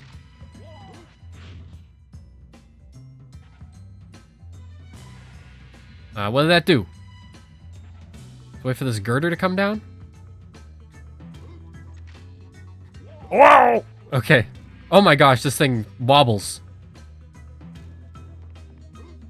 This is nerve-wracking, actually. Like, no one, like, I am gonna fall from here.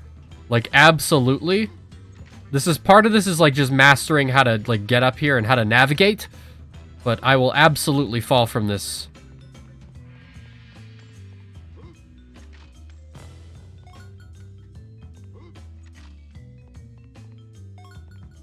I might actually be better to use the D-pad for this section rather than the stick.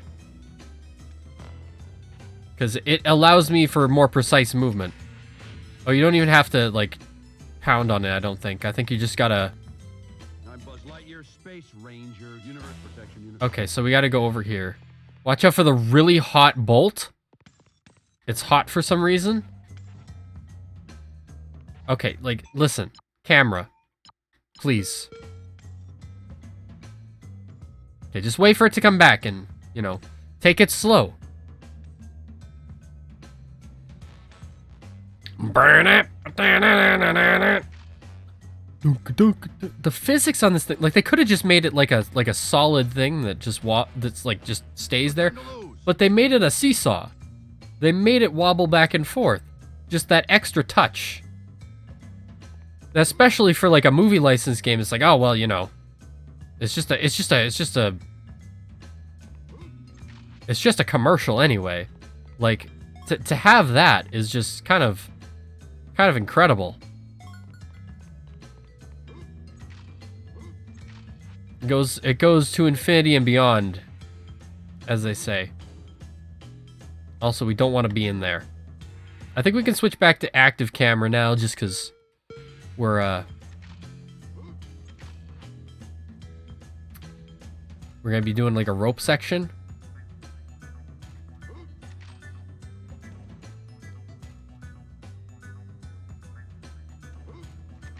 For God's sakes, if I fall from here, I will be so angry.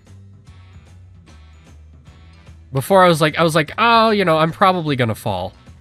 Now I'm like, if I fall, I will lose my mind. I got Tata Head's thing. Oh, you do have to stomp on it. Oh my God, I died. Good thing you spawned back in the same spot you did when you died, so.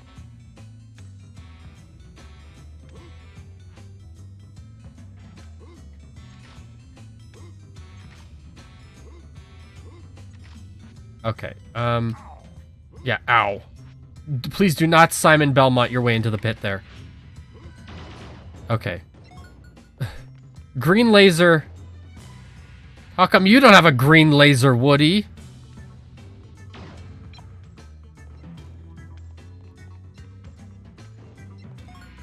Okay. Oh no! Can I kill this Martian heat ray, please? I don't even know where he is. There he is. He can't aim straight down. He's a loser.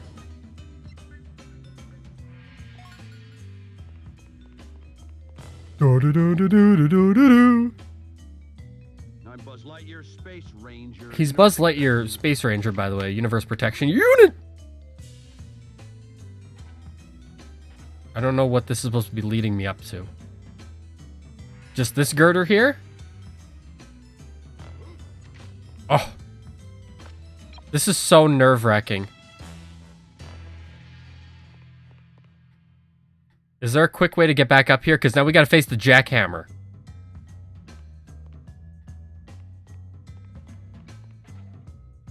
Which, I don't know why there's a jackhammer up here, but...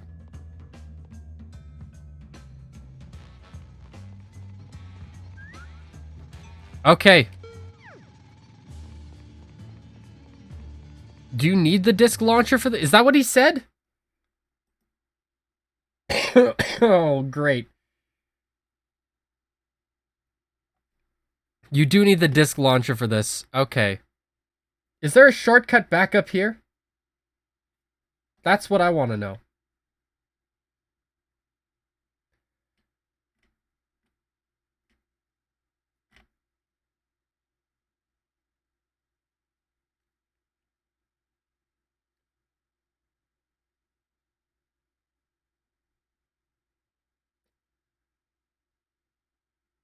No.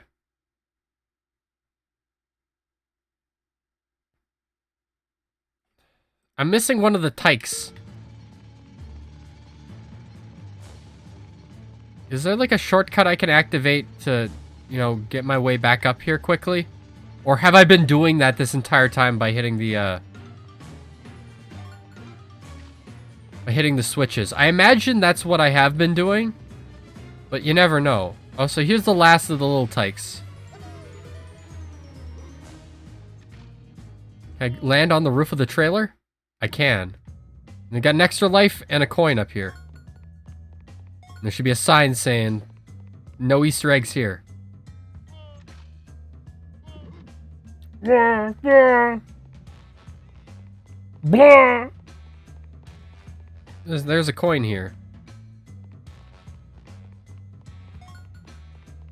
Wait, we need more coins for Ham.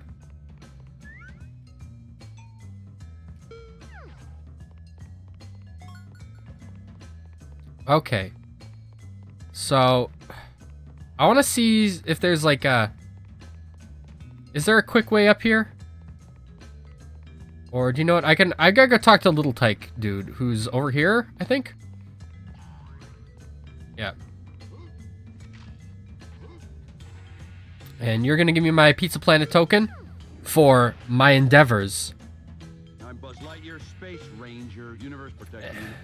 The voice clips really, like, those do get on my nerves a little bit. I'm not gonna lie about that.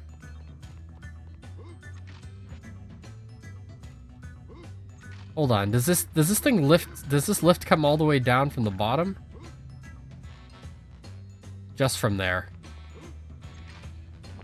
So now I gotta climb back up, and then I gotta use disc launcher against jackhammer. Fantastic. Makes me wonder if there is like a shortcut back up here. Like there must be, like, when I was flipping those switches, that must have done something. Gotta go back of the front end loader here, and is that the correct name for this piece of equipment? Like a front end loader, as opposed to say a backhoe?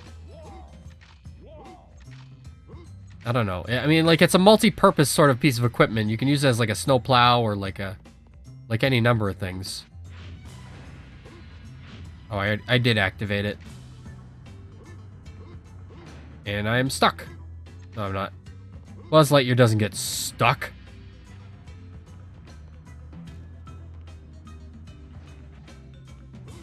Okay.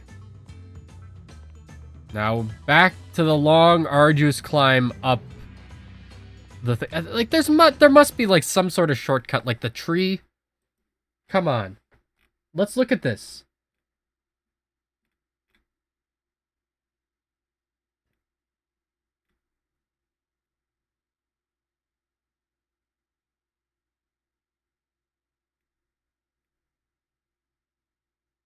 No, you just have to climb it twice. That's absurd. That sucks. I remember having problems with this level. Also, I like the little bounce that these little crushers have. Just extra little bit of animation. Goes a long way. Speaking of going a long way, we got a long ways to go. I don't really want to fight Jackhammer, but it's like I came this far. I should do it. Back. It's at the back. You just have to make such a long, arduous climb back up there that it's like I wish there was a shortcut.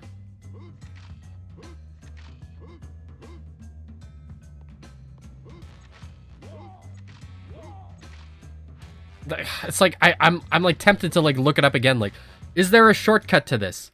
Is there a shortcut?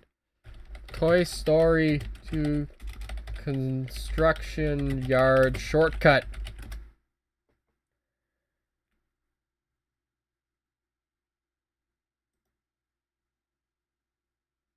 No. That's not it.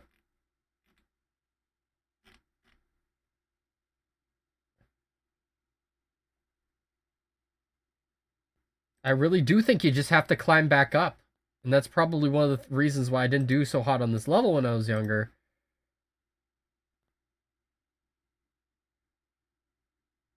Oh, no, what? No, there isn't. There's an elevator. What? Where is he? Where is this elevator?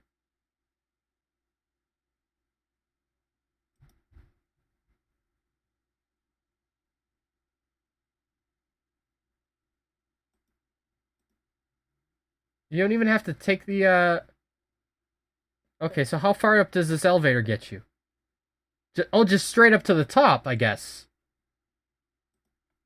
Oh, well, so there you go. There you go. I was like, there's no way.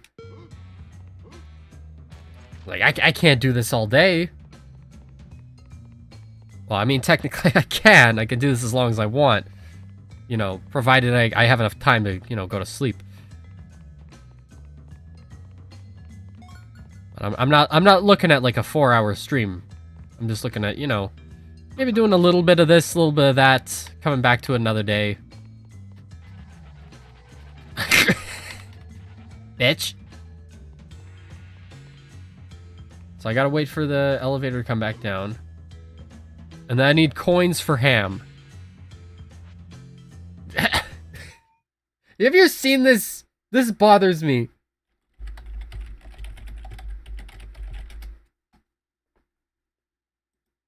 You ever been to it like a Denny's? It's called a Moons Over Miami. What? I guess it's supposed to be like a pun, like a Moons Over Miami? Is that a song? I guess it's a song. It's also... Okay, so it's one of those things where it's like... It's the name of a song, a musical, a TV series, and just like a whole bunch of things that they're all just like self-referencing each other. I like how... you gotta see this. This is one thing. Film, 1941 musical. 1993 drama crime series. 1935 song by Joe Burke and Edgar Leslie. A film script. written to portray the ab scam op. I don't know what that is. And then article that doesn't exist. A hit breakfast sandwich from Joe Ruiz.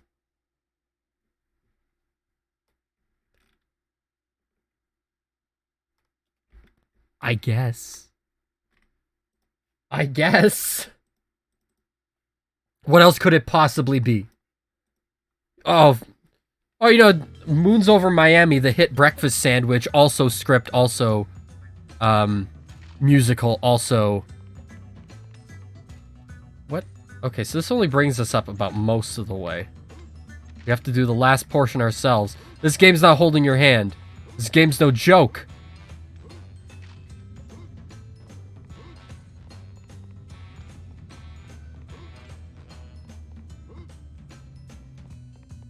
Do we deserve to be a little bit reckless here? Oh! We got jackhammer theme. Are we still on... I don't know if we were still on passive camera. I couldn't remember. Where is he?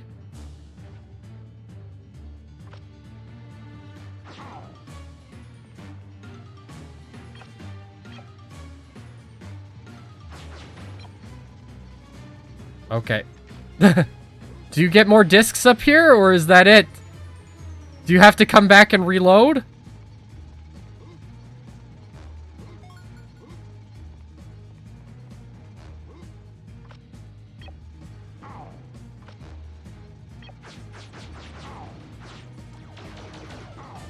I think you have to come back and reload.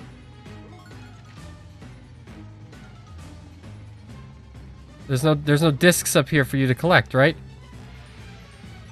No, you can't do this to me. No.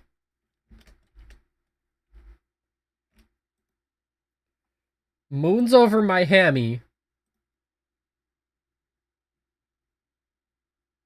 Because there's no way you can do this all in one, right?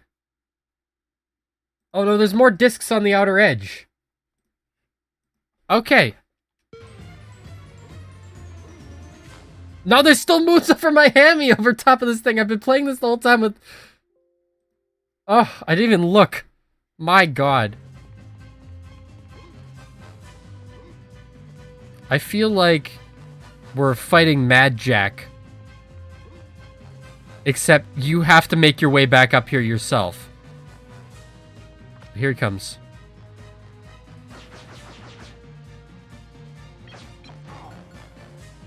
I can't believe they all went right through him because he was too far away.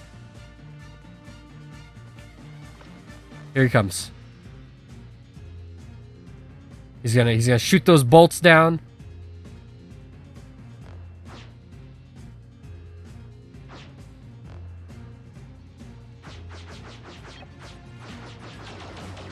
Ah! Oh god. Oh god, he's so violent.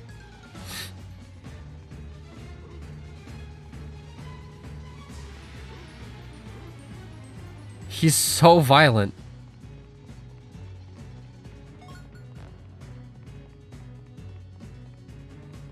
All right. So don't waste it. Stand about here. That's fine. No! Oh, but I got the token. I killed him. Good. Good. Why are there bolts coming out of here?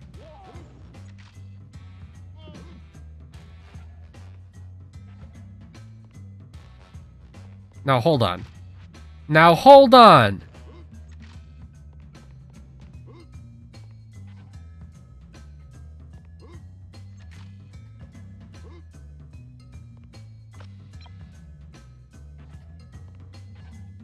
No. This is not where I mean to be. All right, no. Do you know it's gonna be quicker to do? It's probably gonna be quicker to fall and just take the platform back up than doing it the normal way. You know what I mean? I still need more coins for Hammy. I need to get that Moons to over my Hammy. Whoa! It sounds like Crash. I'm Buzz Lightyear, Space Ranger, Universe Protection Unit.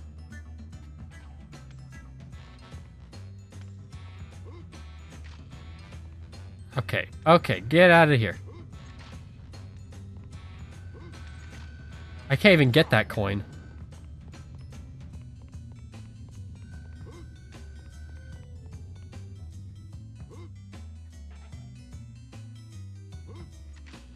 Okay. I don't even know where we would get any more coins, really. Like, where we can kill some of the enemies.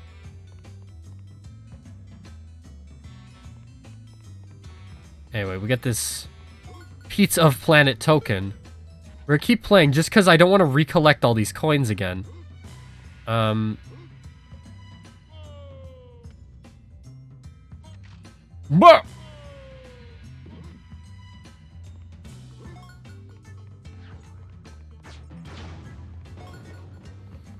I guess the discs home in? At least a bit, anyway. Well, I used them all up anyway, so... Not like it matters. 5 more coins, my goodness. So what's this big block here for, like... I don't imagine there's a purpose to it. Boss!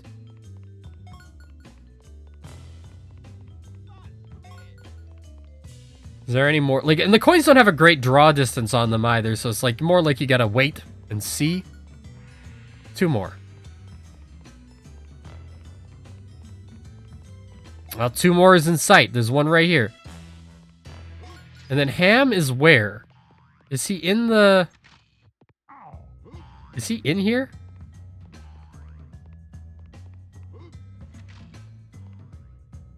I don't hear him, so I don't think he's in here. Let's just double check that. Where is Ham?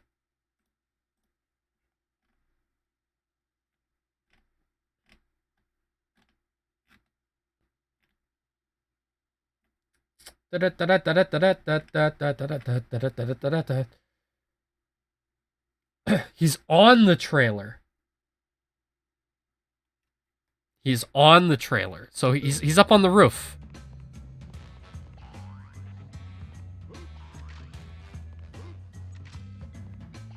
I mean, I gotta jump here from the top of the construction site? I'm wasting everyone's time. Including mine, which is actually the most precious of all.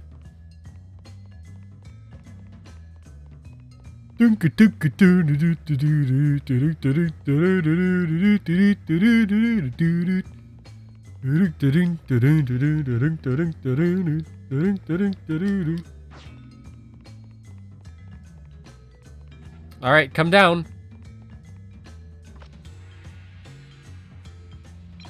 No time to lose. All right.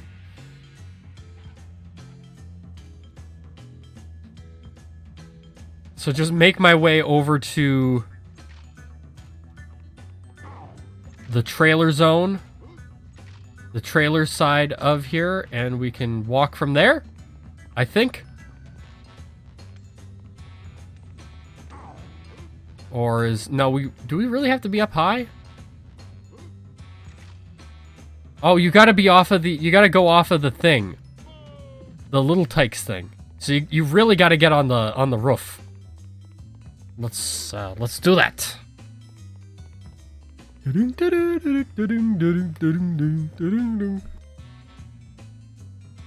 Buzz Lightyear, Space Ranger, Universe Protection Unit.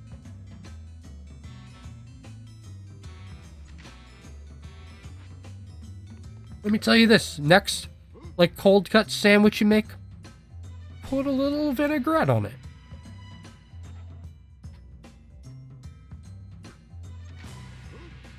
It's a great concept. I understand some people have very different sandwich preferences than me. Among the most prevalent, using like those American cheese slices. We call them Kraft singles here. I don't know if that's what they're called everywhere else, but Using those on your sandwich, big no-no to me. I'd rather have no cheese at all, thanks.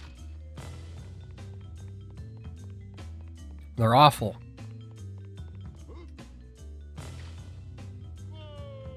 Would not recommend to anyone. No time to lose. I don't see ham up here.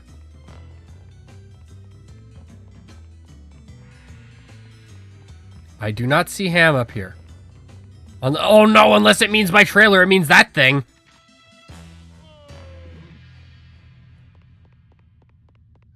Because that is also a trailer. But it's not a trailer, you know?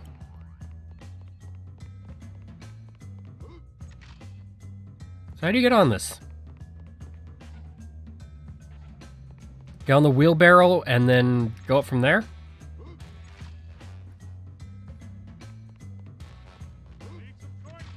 Mm-hmm. I was like, I've seen him before.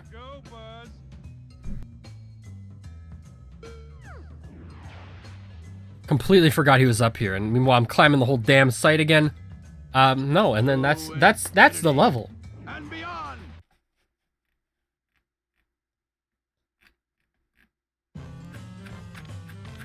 So we're about a third the way through the game now. It's a pretty short game, all things considered. This next level, I'm not particularly familiar with. We'll check it out though. But first, I'm just gonna take a slight break. I want to grab something else for me to drink. So probably come in the form of very, very cold water. So I'll be back in just a moment.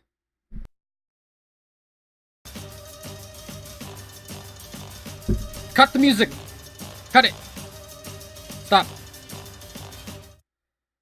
We're back. I figure I'm gonna do maybe like maybe one more level of this, and then we'll call it off. Figure that it's all right. We're done. Hold on. Let me just switch back. Top tier tip here with water bottles. Cause I don't know. You own like a Rubbermaid, like plastic water bottle. Make sure you wash it thoroughly. Like, it doesn't matter. Like, you can wash it as much as you want. You can put it through like a dishwasher sometimes, depending on which ones you buy. But like, wash it thoroughly, and like, you gotta wash in like all the cracks and crevices because it will get moldy. And if it gets moldy, you're in trouble. Well, not because it's gonna be really bad for you, but mostly because it's just gonna make your water taste bad. And kind of like, if you ever drank like mildewy water, you'll know what it tastes like. It's got a very specific sort of like weird like sweet taste. But that's mildewy water. Don't drink that. Save game, yes, please, Rex.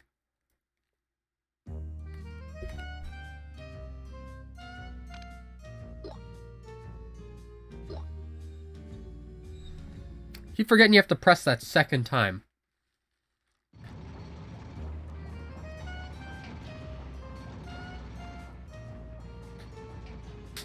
Very, very cute little map screen here too, you know, on the Etch-a-Sketch. I've always liked this, and how like you get all like the levels are like in color here, and everything else is sort of sketchy and out in the background. So now we can move on to alleys and gullies. Yeah, here's some grungy, goopy. This is some we're in some territory here. You know what this is? I'll bring this up. Mostly, like, I love this, this sort of aesthetic. The goopy, grungy, yucky alleyway. I like that. We'll start the level. And we're gonna watch a cutscene, then I'll bring it up. Okay, I'm official. We're not gonna watch that. Hey, Ham! Welcome to Alleys and Gullies. Welcome to Nose Runny. My nose is drippy. And that's too bad. Because I'm not sick anymore. There was that period where I got really sick. It lasted for like 2 days. I thought it was better. Then I got sick again and it was worse. And then I thought I was over it. But that lasted like a week and a half. And after that, it was like, oh, it's the middle of January. Probably upwards of 2 weeks. But I like sloppy, gross alleyways. I like this aesthetic. The slime. The sewer pipes. Not that I'd ever want to be there. But I look at something like this, and you know what I think? No time to lose. I think no time to lose, but I think this. Dun dun dun dun dun dun dun dun dun dun dun dun dun dun dun dun dun. Not the best Obituary album. I'll be quite frank about that. But it's got an aesthetic to it. It's a great album cover. And it's the kind of album I think that sort of begs you to. Sorry, I'm looking at my phone here because my brother sent me something. Yes, something I've already seen. So I'll leave them on red. When my laser goes off. Don't get my way when my laser goes off. Is that what Buzz said? Obituary, I don't think really came into it until like Cause of Death. Cause of Death is great. It took me so long to appreciate that album, but I mean, Slowly Rewrought is fine. It's the kind of album you probably want to own on cassette. Although if you're looking at cassettes, like I don't even know what you're looking at cassettes on Discogs for that. I want to get more metal cassettes, to be honest. Mostly because, like, I want to get more use out of my cassette deck. That's one thing. But I don't know. There's just something like aesthetically pleasing about having a grungy death metal cassette that I would like to do. I would like to have more. I have some. There was this really nice edition of Sluggathor's Circle of Death. Like a really nice cassette of that I don't remember. Somebody did recently. It was an official one too, I believe. There's the thing about cassettes is like it's really easy to get unofficial cassettes. I mean, it's really easy to get unofficial CDs too. But bootleg cassettes, like they don't try to make themselves look like the original cassettes. We got some Frogger going on here, as you can see.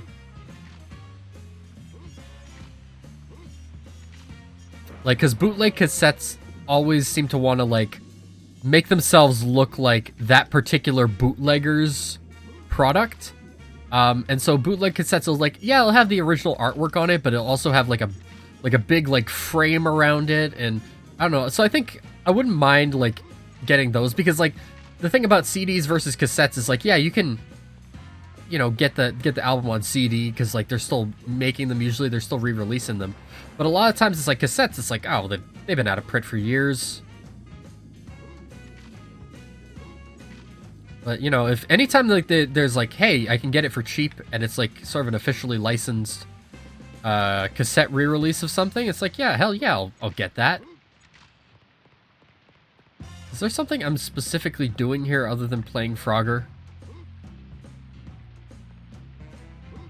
Because I'll tell you this, it's kind of hard to play Frogger from, like, this side of the thing.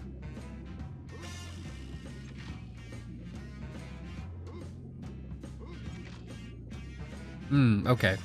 Speaking of Frogger, when playing both Ms. Pac-Man, Maze Madness, and this, I was like, PlayStation 1 games.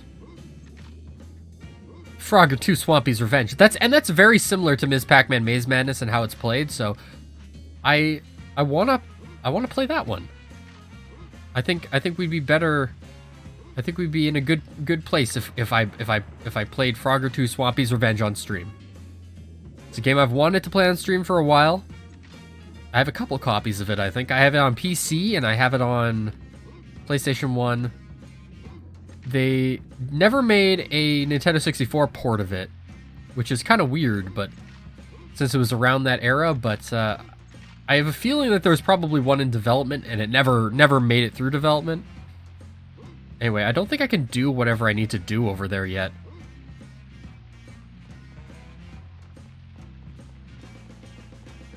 let's just see what we got here. Got a little bit of these like paper bombs away planes here. Might as well collect some coins.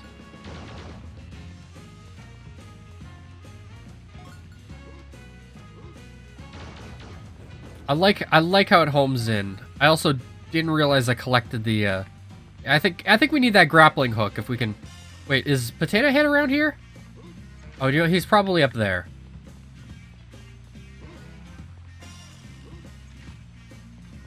So it's like, enter level, find Potato Head. He is bottles. You know, he gives you the moves. You want all 5 of your ducklings. Yes. I know that.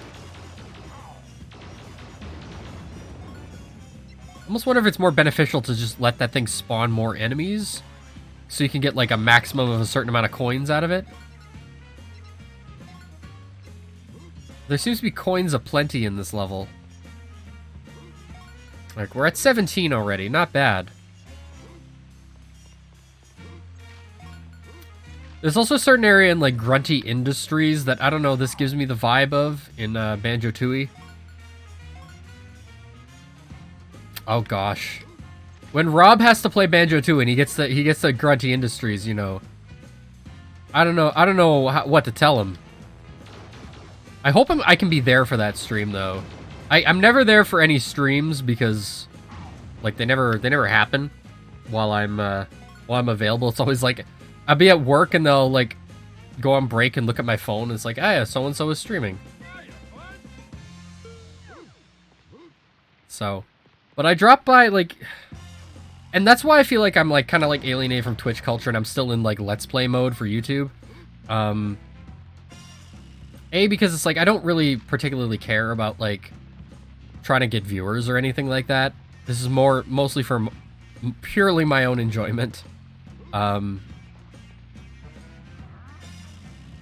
And the enjoyment of my friends who can stomach watching me for a number of hours playing games. But the other thing is like, you know, with Twitch, it's like, if you want to be a Twitch streamer, like if you want to stream, if you really want to do that, if you got the time to invest in that, you really got to invest in it. You got to be streaming like constantly. You just got to like wake up, stream 8 hours a day, you know, like you would be doing for like your job. And it's like, I don't know how people can do that. Because I guess a lot of people like they quit their day jobs kind of thing to, thanks, in order to stream. And I don't know, like, or like they, you know, they do their day jobs, then they stream like when they get home and they do that for hours and hours and hours. And then after that, they go to bed for like 2 hours. And I'm like, I can't do that. And I don't want to do that because I feel like I'd rather spend my creative energy on other things. I've started working on another book. Yes, I know, another one. But yes, another book. I wrote most of like the outline. I've been trying to refine the outline since then. And the thing is, when I was done like the initial outline of it, I was like I felt like sick. Just because like the content of I'm like, it's like a form of catharsis, you know, when you can just write something like really horrible. And you know, get all that stuff out of your brain. But at the same time, it's like you look at it and you're like, oh my god, did I really write that? Like, is this really the story I want to tell? Get up on the freaking thing.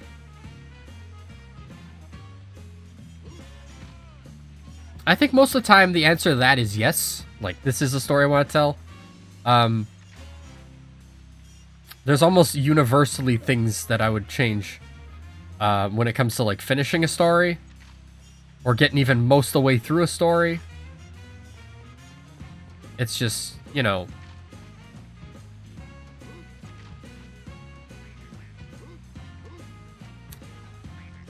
I think it's time for you to leave. I'm hearing some wah, wah. So, no time to lose. Like, I look back at, like, the first book I wrote, And I was like, oh my gosh, like some of that stuff is just like, veering a little too hard into super edge territory. I was like, hey, you know, I want to write that. And also I have no real concept of what's shocking and what isn't. You know, what emotionally affects like a reader. But I've been reading a lot of like more like short horror fiction, and I'm like, okay, well this next thing I want to write, I don't want to make it like, I really got to kill that guy first. I don't know what I'm doing. I really got to make it like shorter is what I'm thinking. So I'm like, don't go over like 50,000 words. We're gonna make a novel, but it's not gonna go over 50,000 words. Try to be as clear and concise as possible. I like learning about the mechanics of storytelling, to be honest. Like that's something I've found a lot more interesting over the years. And bringing it down to like, how can I tell like a concise narrative rather than, you know, I think it's a difference between like that and like he's got a shield. Between like, say, like somebody who like draws a picture, as I tend to do, where it's just like you draw it because you want to draw it. Hey, it looks cool, right? And you want to make something cool. Versus somebody who's like a little bit more experienced and refined at visual art. And it's like, well, I don't know why he has a shield if like, oh, come on. You know, where it comes down to like, perfection isn't achieved when there's nothing else to add, but nothing else to take away, you know? But I think about it in game design too, and it's like, I would never like really want to be a game designer, but it's still something to constantly think about. It's, well, how do I make this better? And it's usually by taking out things that aren't like as necessary.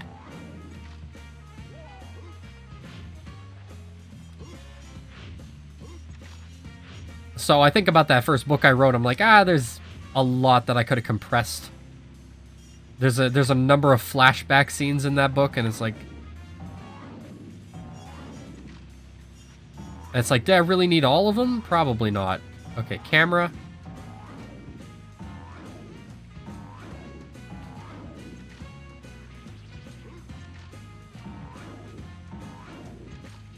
That's what I wanted to do. So this is where you get whatever this part is. Is this the grapple hook? No, it's something else. I think that's the rocket shoe thing.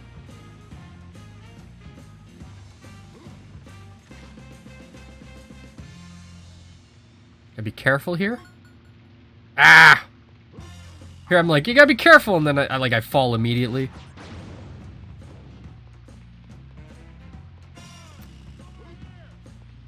So I don't know. Most of the time I've been like, okay, write a story, you gotta like... The main thing I was focusing on was how do you divulge information effectively? And then it turns out there's no real right answer to that. It's just more like, don't give everything away at first. And what you do give away, like even if it's the exact same amount of information, like what you do give away at what points will change the course of the story. And it's like, that's like an obviously like, no duh kind of thing, but it's something you might not even notice at first.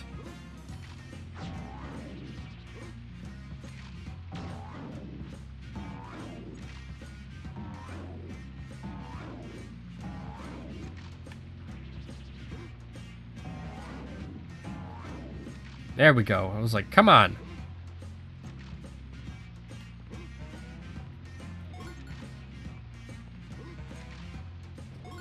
You could probably climb that pole to get up here, now that I think about it. Although, maybe not, and we'll have to see.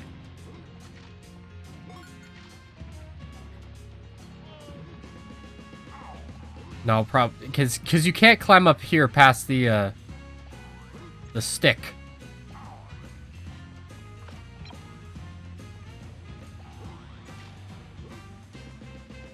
I don't know what else here. Like, what do you do? This is a difficult area. It's okay. It's like you blow the balloons. Okay, no. Okay. Because the balloons generate here, and then you have to like ride them across. I see. Okay. We got it. Pick it up. Now we got 20. 20 discs. I've been climbing on this same freaking fruit stand for the last, like, 20 minutes. I'm also hearing the duck.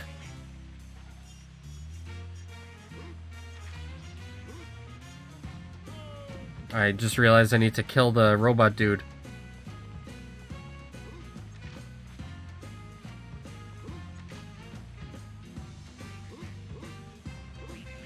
You know, I've actually been, like, very interested, I guess, in, like, reading, like, creepypasta, I guess, again. Which is weird, because it's, like, that's not something I've really done in, like, the past 10 years. But the more I think about it... Oh, come on! The more that I've done it and I've read stuff, it's been, like... You know, there's stuff to learn from it. And a lot of the time it's, like... I'm always nervous about reading, like, a longer book, because I'm like, well, what if I get, like, partway into it? Like, I buy the book, I get partway into it, and it's, like, it's not for me, you know? I get bored by it. You know, it's gonna feel like a waste of time, money, and effort, right? But, like, with a lot of, like, shorter fiction, creepypasta, it's been like, oh, well, you know, if the story's kind of turning into, like, schlock, and it's schlock that I can't enjoy... then, you know, I can just stop reading it. And it didn't cost me anything. And, you know, maybe even more effectively is that, it's short anyway, and then, like, I can actually finish it a lot of the time. Alright, so we want to, like, blast those, and then we want to, like, get on the balloon?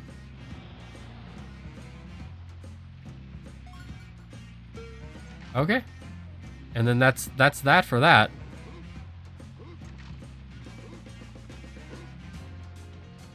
I don't know, it's been something on my mind. Where are we going?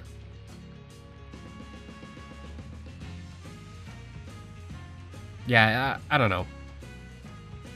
So, like, you know, I don't feel as, like, I don't want to say cheated, but it doesn't bother me as much when, you know, I'm reading like a creepypasta story and it's not living up to my expectations. It's like, oh well, you know, it's only like a page or two anyway. Or, you know, 3 pages, you know, less than 10,000 words more often than not. There are some times where it's like I've been reading some things and it's been like, oh wow, that was creepy, and then it's like, and then tune in for part 2, and it's like, okay. And then it's like you read part 2 and it's like, yeah, okay. Part 3, and it's like, this is kind of losing its luster a little bit, which has made me really wary about ever writing sequel material to anything I ever do. Because it's like, I know what that's like if you're trying to make something scary. No time to lose. Yeah, that's right. Duck is on top of there.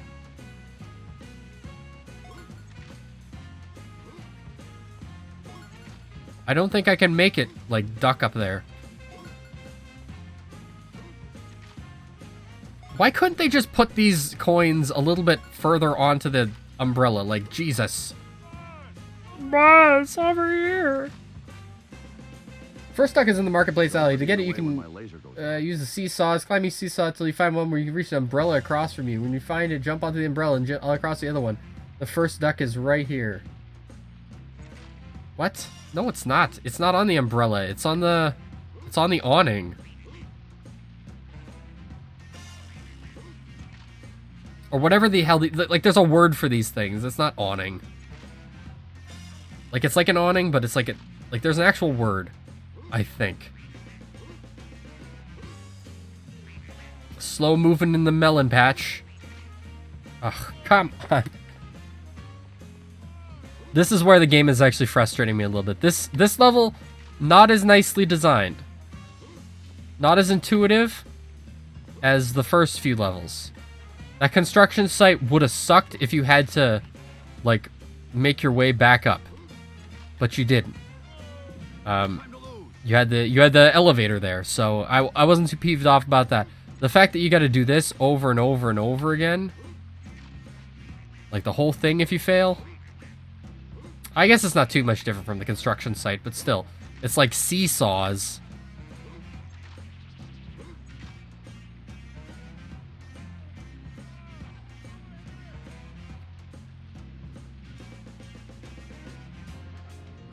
Okay, but I was able to make it onto this umbrella. And then from here, it's like you can... Oh, you can! You can! Just barely. Okay, well, we got the second... The second, duck. Imagine if they put these things here because it's like... The actual thing you're supposed to do is slide off and grab it, like 9 times. I will not... Thank you. I was like, I'm not going out of here before I grab that.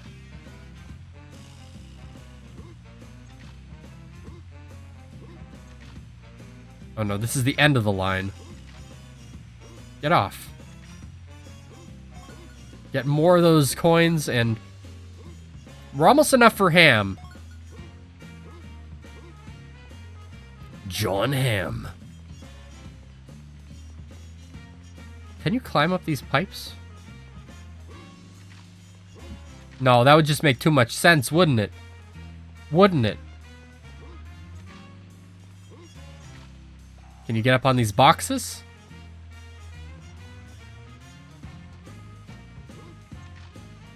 Well, I'm assuming you can. I just... how you do so? Mystery to me.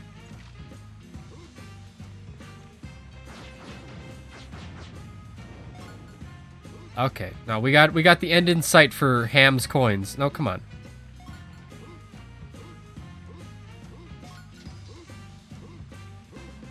Boss! Here's what you should do. The clown top boss is on the roof of the apartment building. You need a grappling hook to climb up. Mr. Potato Head on another level to open the grappling hook. Here's what you should do. Saw Ham on an umbrella.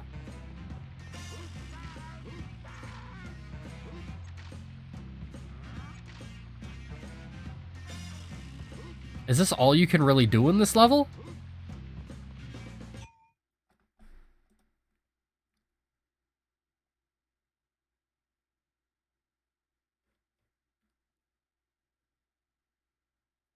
Okay, so you can't even collect all the ducks here. You have to come back. You get the grappling gun in the last level?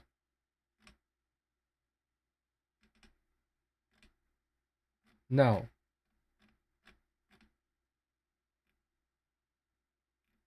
Which stage do you get the grappling gun in?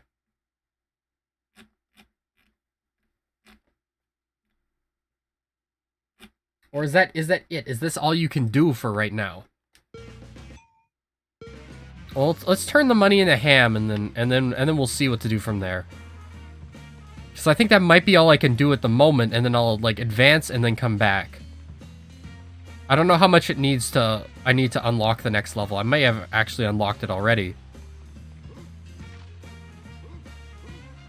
Sorry, I only got two of your ducklings, and I can't get the others.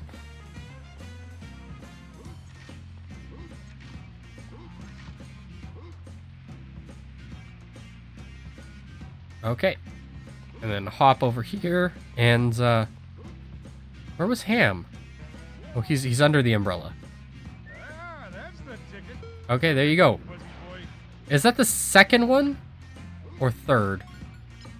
We're gonna exit level. Infinity and Right into the umbrella. Not going anywhere, Buzz. There's a race? I don't like the look of that clown.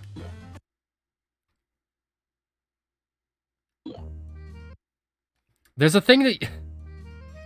Don't overwrite that one. Oh no, can I do it from here? I want to bring up like the like go back, and I want to look at the sound menu. Can I there's a really... I think it's the sound menu. There's a really funny noise. No, this menu is totally different from the N64 version. Configure control. You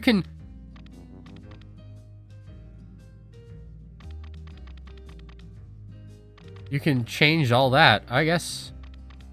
So we're on this. We're gonna cancel it anyway in case we weren't. Is it on the memory card screen? And this is just the rec screen. Okay, so there's like a noise that's like specific. It's almost the Tim Allen grunt. Like it is Tim Allen, I think, making the noise, but he's like doing the Tim Allen grunt. It's and you can hear it in this game. It's like one of the sound effects, I think, when you're doing the memory card management in the N64 version. Let's just see what we got here. Did we unlock Slime Time? We do unlock Slime Time. So we're gonna beat Slime Time, and then that's gonna be it. So here's Garbage Monster.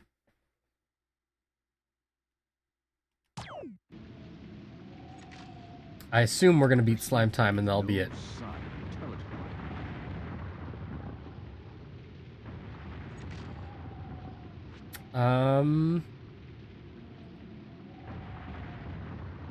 You're mocking me, aren't you? All right. Let's go. Is there like not a green laser you can pick up here? Or does it give it to you automatically, or no? Yeah, see, this is weird. I'm used to this playing the other music, you know? I can't play it now. That's just too much. Sad, strange little man. That might...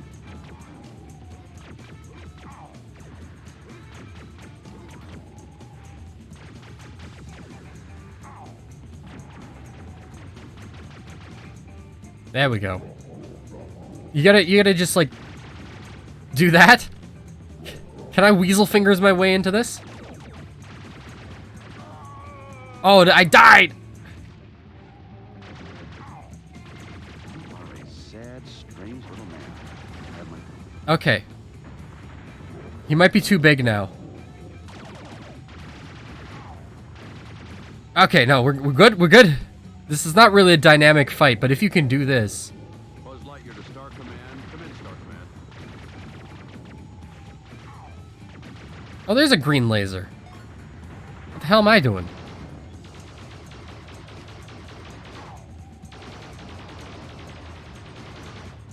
You really just have to stand in one place and mash. That's interesting. And that's Slime Time. To infinity and beyond.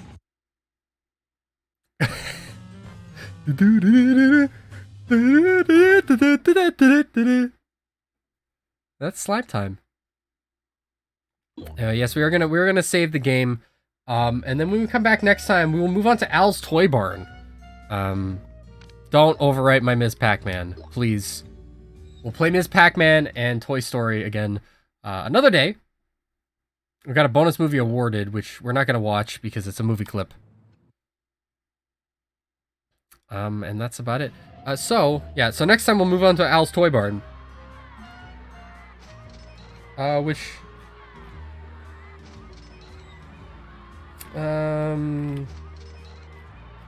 there is 13 levels, 14 levels in this game. 15 if you count the final boss. And so this next level is level 7, technically speaking, so it's about halfway through the game. Hopefully we'll be able to finish this game next, like some other stream. Maybe next stream, maybe the stream after that. But if you would like to check out any of the other streams I've done, you can check out the links below. They're all on YouTube. You can also see my social media links down there as well. But for right now, that is about all I wanted to say. So see you later, and have a nice day.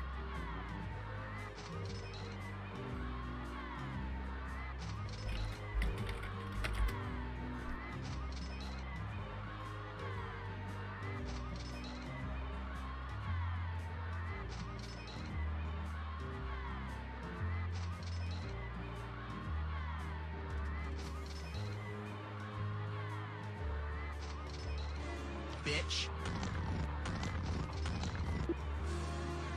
Bitch. Shut the fuck up, bitch. Fuck you! Shut the fuck up, bitch.